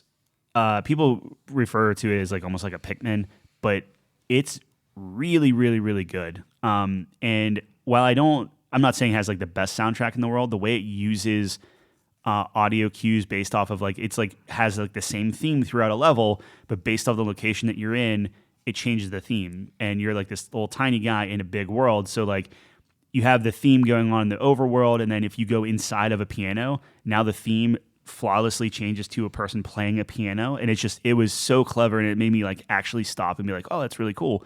And the art style is really good, and like the collectathon is really good, and it's super clever with the puzzles. It reminded me a lot of Spyro, oddly enough, like when you're going around trying to find all like the hidden gems and things like that. In all honesty, I would probably fight for Tinykin over Tunic. That's how much fun I had with that game. Well, where are we? What about Splatoon? Is this being thrown up there? I do like Splatoon, but I could I could get behind Call of Duty. Like if we're talking top 10, I'd be fighting pretty hard for Splatoon. But we're talking top 5. I feel like Call of Duty, despite all its flaws with like performance, it gives you more. Like it has a campaign that's passable and pretty good. You get the Warzone, you get the new DMZ, you get the friend like. Call of Duty is. I mean, get it. There's a reason why we it. stopped playing Splatoon because Call of Duty came out. Splatoon's great, but yeah. I'm just gonna go ahead and take Tunic off the list. I mean, we can't. Okay, all right. So, well, hearing you talk about Tunic's always pretty interesting. No, Tunic. Is it going to be top 5? Probably not. Tunic's one of those games that I pulled like a Nate, like, hey, come check this out before you did, and just kind of show it to you. It's just because it's clever. Like it was a really neat thing. I did like that. I'm trying to think of Hyperlight Drifter. Did you ever play that one? I certainly did. Yeah, I mean that's basically the same thing. Now that's a soundtrack I can get behind. Yeah, Hyperlight very good. There you go. All right. Anything we're missing? Not that I can think of. I mean, I'm looking at this list. I'm seeing what it is. I feel like I see it. I just don't know the Matrix one. What wins. Neon. I don't know what makes the list. Vampire Survivors or Neon White. In my opinion, this is not in order, but I see God of War, Horizon, Elden Ring, Call of Duty, and the slot that's up for debate is for either Neon White or Vampire Survivors. That is, judging from our conversation, that is what I see the list being made out as. That's an easy decision for me. As much as I love Vampire Survivors, I think Neon White is the package. I think Tyler has been talking about Neon White for so long. I do not like leaderboards because I am not good at things and I don't like to not be the best at something. Right. Like that's just me being purely transparent, right? So like Neon White is the first, and maybe I'll start hating Neon White whenever you guys start playing it, just absolutely trouncing me. But like Neon White's one of those games that if you were to tell me, hey Tyler, you want to play this thing? It's like it's a speed running game. No, like absolutely. Oh, and you pick up card. Like the moment you talk about cards as a mechanic in a game, I immediately shut it off. Same. Even though like there are plenty of games that like Monster Train and stuff, they're good. It's just like I hate that aspect. It's been so overdone. But if you'd say cards in speedrunning in anime, that's this game. And somehow I'm like, I freaking love this game. Like that's gotta count for something. That's me. Yeah. That's what I would do. No, I'm not going to argue with that. You, like you said, you literally got it on the checklist of everything Tyler hates about games. But then you somehow like creates the perfect game. That's just I can't wait to play it. Tyler also Tyler will try to get you to play games sometimes, but this is like the first time in a long time where he was like, guys, please, I just need to see someone else on my leaderboard. I can't just be me, no one else, and like the developers. Like that's like, and I don't like dealing with random people, which is partially why I don't get into World of Warcraft. That's partially why I don't get into like Guild Wars and all of those stuff. But like that's me going onto just random message boards and be like, oh, add me as a random Steam friend so I could see something on my leaderboard. That's what you've done. Wow. No, but I was thinking, that's what I mean. It's like that got me as close to anything as like reaching out to strangers on the internet to play. But yeah. I'm down for it. I'm down for Neon White. I'm fine with Neon White being 5. If it's on the list, like I'll take it. Unless you guys have, I'm completely fine with it being on there. Yeah, I think 5 is a nice spot. Okay, Tyler's spot. So then we have God of War, Horizon, Elden Ring, and Call of Duty. I mean, to me, I would put Call of Duty 4, because while I've had a lot of fun with it and really awesome experiences, there are those detractors that we were talking about throughout the episode. So I feel like that can't be overlooked. To me, I'm like, there's too many negatives to put it top 3, but the positives are good enough to get it top 5. That's kind of how I'm viewing it. I think in the 4th spot is great for Call of Duty, and I can't believe that I'm saying that, being someone who hasn't played a Call of Duty game since college, just because I fell off of that formula very, very early on. I'm kind of like in the boat where you guys understand my MMO thing. I feel like I understand your Call of Duty thing through the way that you guys talk. So I think that Call of Duty, and you can't argue with sales numbers. This game, Call of Duty is it the highest grossing franchise? It has to be, just from number. I'm sure Grand Theft Auto maybe has outsold it per title, but I think Call of Duty is the highest grossing franchise. It has to be, because they put one out every year. It has to be up there. I know Minecraft was in contention for that. With one game. I mean, Minecraft's just... Minecraft is nuts. That's a different... breed. That's a different level, yeah. Cool. Okay, So, I'd be okay with that. All right. I obviously haven't played Horizon, so I can't speak to that. So if you guys both think Horizon... Well, I guess really you'd be the only one that can kind of compare and contrast the two. Yeah, I think Horizon's a better game than Call of Duty for sure. There's just like not a lot of. I know Jeff had like his struggles with the gameplay, but to me, like Horizon just does everything pretty well. Mm-hmm. It's just solid overall. There's no menu. Yeah, disaster. No, just big. I like Horizon at number 3. I did have my hiccups with it. I was just, maybe it was more of a disappointment and less of a hiccup. I thought that it was presenting me with an option to play this game exactly how I would want to, and then they kind of didn't deliver on that. But once I fell back into my bow strategy, how you are probably meant to play this game, I think Horizon does what it does extremely well. It makes it feel really good to kill those dinos. Yeah, I'm always a bow person, so it just kind of, the stars kind of aligned for me, and I was like, this just feels fantastic. And then, like I said, this story was just really, really great. Do we feel that Horizon is number 3? Yeah. Well, I mean, you have Elden Ring as like a 60, so yeah, and I could talk about that because like on my personal top 10, I actually put Neon White as number 1. Wow. Yeah. So that's your best game this year. Yeah. Wow. So here's my thought on that. Where do I like Elden Ring? No, but I cannot deny the feeling it gives me. Jeff, you mentioned earlier that it was like the best open world experience, right? And I know people compared it to like Zelda and different things like that. I think it is, I agree with you, it is the best open world, mainly because Zelda still puts guardrails on you. They still, okay, well, you have to go around this thing before you get the parachute to get, like that kind of thing. Where Elden Ring is just, nah, here you go. Just go nuts. Good luck. And it's just scary, right? Because even if it's like a little mouse in a hole, there's a 90% probability that thing can just murder me. Or a little white rabbit like the, Monty Python or something like that. So while I did not like Elden Ring for what it is in terms of like difficulty and not really giving you the narrative short of you like having to like comb for stuff and kind of piecing it together yourself, I do respect the heck out of it in terms of I don't feel jaded with that game specifically. Where God of War, I feel jaded, right? Like I like God of War a lot. We can certainly make the argument of it being top spot. Same with Horizon, different things like that. But God of War 2018 felt really good. I enjoyed where it was going, but now the second one, it's like I still feel I've seen this before. I think I know where this is going. But Elden Ring is so dense and open and gives you nothing and demands everything. It's like that's kind of like this unexplored, terrifying frontier that will I ever go back to? Probably not. I'll probably watch John play it. But in the back of my mind, it's like if I ever want to have that weird, like, little kid, like, oh my gosh, like, what is this? That's Elden Ring. So that's why I'd be okay with it being like maybe like a number 2.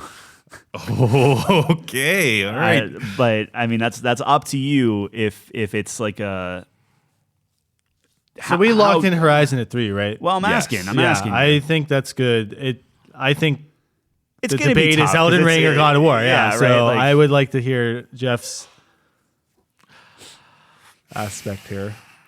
You've played both to completion, so really you're the expert. Now, for me, I was like, don't give him the power. God of War does something very, very well, and that is delivering a story that I love exists and I believe can only be told through video games. Maybe, okay, sure, there could be a TV series, but the way that you interact with these characters, the way that you view them from Kratos' angle and sometimes Atreus' angle. Spoilers. Well, I'm just kidding. I think that God of War's narrative hides many of its flaws, and I think some of its flaws are mainly in its progression system, in its combat, and in some of the way it delivers a lot of these, I don't want to say baked on sides, but like these accessories and these relics and all these different customization. The UI is bad. It's terrible. It is very bad. So when I open up my map and I'm looking for something and I close my map and then I try to reopen it, I don't want the menu to default back to my inventory. I want it to default to the last thing I had open. So fun thing with that, you have to tap on the left side. I try and it works like 1 out of 8 times. No, it's not. It's not the left side. It's slightly left. So as long as you have it right in the middle, it can be done. And I completely agree with you. Like there should just be a button that you hit it, it goes up. But but even aside from that, like you give me all these customization options. There's supposedly all these armor options, but at the end of the day, I'm having the most fun just with a shield out and punching the boss because that feels like the most fun for me. There's kind of a problem there, and I just don't understand some of the out of date combat systems. Like I understand what they're going for, but the execution doesn't hit for me, where they give you all these awesome combos, like switching through weapons, like juggling your enemies, but you can only do those on the not big like the baddies. Fodder, yeah. And then when you get to the boss fight, it's like, okay, they're trying to do this like really engaging, difficult boss fight, but you're attacking twice and then dodging, attacking twice and dodging, and you really only get a combo off from the beginning of the fight whenever you have a slight opening, where they give you these bosses, but you aren't able to use your arsenal against them, which feels really opposite to me. Where Elden Ring. Very little narrative, but I'm okay with it because the execution of this open world feels so good and the combat feels so good. And there's so much customization and there's so many weapons, and the event that Elden Ring created, this crazy end of February Elden Ring flu where everyone was talking about it. Everyone was playing it. Everyone was talking about what bosses they were on. Everyone was watching stream. Like people were streaming it that are normally only like League streamers or World of Warcraft streamers. Like everyone had their eyes on this game. Multi-platform too. God of War is only on PlayStation. Like that might be a little hit for a God of War. Okay. All right. Well, yeah. But for me, Elden Ring is number 1. God of War is number 2. If you guys feel like you're flip-flopping because you're not sold on Elden Ring, I'm okay with that because Elden Ring will always be number 1 on my list. No, it's a good. I mean, argument. Truthfully, how do you feel considering that we're talking about 2 games that you have not played? Well, here's the thing. I mean, the way Jeff describes it, I'm always more narrative focused. So, like, right. I know that I'm going to probably most likely enjoy God of War more because that's just what I gravitate towards, and I can forgive simplistic combat and those kinds of things I would argue that it's not simplistic combat. I think it devolves into simplistic combat. But I think God of War can be very complex combat. But in practice, unless you're on like some crazy hard difficulty that requires maybe certain combos that I found that it's like, I'm going to use my 3, I'm going to pop you up here, I'm going to do this, I'm going to kill you, move on. Like It's not, and I'm playing on like normal difficulty or whatever. So I don't know. Like it can be as complex, but kind of what we were talking about before, where it was like, here's everything you got in God of War 1. Plus, we're just going to add a lot more, not necessarily for the better. So I know I would like God of War to be 1, well, obviously. But I can completely understand where you're coming from with a lot of that stuff. Now the thing that I don't like is the idea that like if you're hitting like the bosses, they just eat stuff, and I feel like that's the same with Elden Ring too, more or less, where like you're fighting these big things. You would think that like smacking them with your axe or giant sword or whatever should make them move in some way, because everything else in like God of War and like all the small guys, you smack them and they're going flying, or they react to your hits, where it's almost like, what are you doing? You're just like wailing on something for nothing. I'm sorry, I interrupted you. No, I agree. I think you're in a much better position to speak to, because you played both. I mean, I've started God of War, but yeah, I'm not in it far enough to really give a. I should not speak to Elden Ring. I think that's the other coin that yeah, nobody wants to hear, but there are people out there who just don't like those kinds of games. With this being the Couch Company podcast, I feel like it would be blasphemy to give the number one spot to Elden Ring. I just feel that way too. I think God of War Game of the year for it. Couch Company is Elden Ring. It just doesn't make sense. And we rated it as a 60. the fact that it's on the top 5 means it's something. insane. But I feel like I can appreciate it. In terms of feeling. Yeah. Elden Ring has made me feel something that no other game, like, I mean, we're talking about best moments and feelings and different things like that. Elden Ring still makes me feel different than any of these other games. Like, I get terrified and excited, obviously right before raging and quitting, but like in that order. Even now, it's like in the back of my mind, I'm like, oh, I could download it. Do I really actually hate that game? You know, like, because I owned Dark Souls 2, 3, whatever, and it's like, yeah, I'll get Elden Ring. I think part of the reason why I was like Elden Ring is my most disappointing game is because everyone was like, well, if you don't like Dark Souls, you give Elden Ring a try anyway. I'm like, no, it's still Dark Souls. It's the same thing. It just is better open world. Anyway. Yeah, I think Jeff makes a good point. I feel silly if Elden Ring was one. No, I do think we acknowledge, there's a reason there was such pandemonium over this game, right? Like Jeff describes it as like an event, right? And few times I feel like in the gaming sphere, a game just takes over completely. I feel like we knew the cost of bringing Jeff on this episode. Look, to ensure that people continue to listen to us, we had to bring an Elden Ring supporter on a Game of the Year conversation. Because if not, it would not be on the top 5. And no, it would have been replaced by Vampire Survivors. Yeah, exactly. So, all right. So I think we're good to lock it in. All right, we'll lock it in. At the number 5 spot, we have Neon White. Number 4 is Call of Duty Modern Warfare 2. Number 3 is Horizon Forbidden West. Number 2 is Elden Ring. And number 1 is God of War Ragnarok. I feel like that's solid. I feel like, there's always, you have the, like in 2018, for example, when it was like Red Dead and God of War, I feel like ask a person, they'll pick one of the two, and you're like, I can see the argument for that, right? I think it's tough when I look at this list, and I was, thinking about it throughout the week. These Game of the Years are always tough when there's such dominant forces, right? Right. It's tough to sneak in that indie. It's tough to sneak in that darling that, maybe didn't get crazy critical praise, but you absolutely fell for. Whenever you have God of War, Elden Ring, Horizon, and Call of Duty, and the only thing we could sneak in was Neon White, it is a difficult conversation to have sometimes. But I think this is a very solid list. I think it's a logical list. I think this list probably represents a lot of people's lists out there, but it's important that we had the conversation as to why they resonated with us. No, I totally agree. Well, unfortunately, we didn't make it to the 3-hour point, which would have been special. Just slowly give people 3-minute outro? Yeah. Oh, my God. No, we could end it right before 3. I will say, as a quick, because I know this is typically what you do, we are working on our website, so bear with us. If you want to see a sneak preview, if you go on there, couchcompany.games, a password will pop up. The password is EGGO.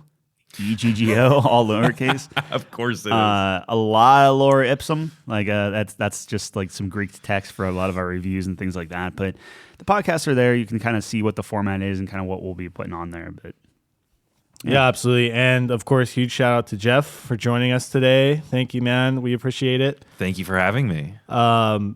Check out Jeff at twitch.tv/whatkilledjeff. That is correct. We're starting Witcher 3 Remaster on Monday. That'll be a good one. I mean, everyone loves Witcher 3. So thank you so much, Jeff, for joining us. And yeah, check us out on Well, Couch coming out games. Couch coming out games, like Tyler said, we're excited for the website, and I think we have 1 or 2 more episodes this year, and then so we're recording a whole bunch here. So yeah. You already listened to the Christmas special. Oh, I got it out of order. So the Christmas special, we got this one, and then we'll have one next week. All right, perfect. Well, thank you so much for joining us on the couch. We'll be here same time, same place next week. Peace.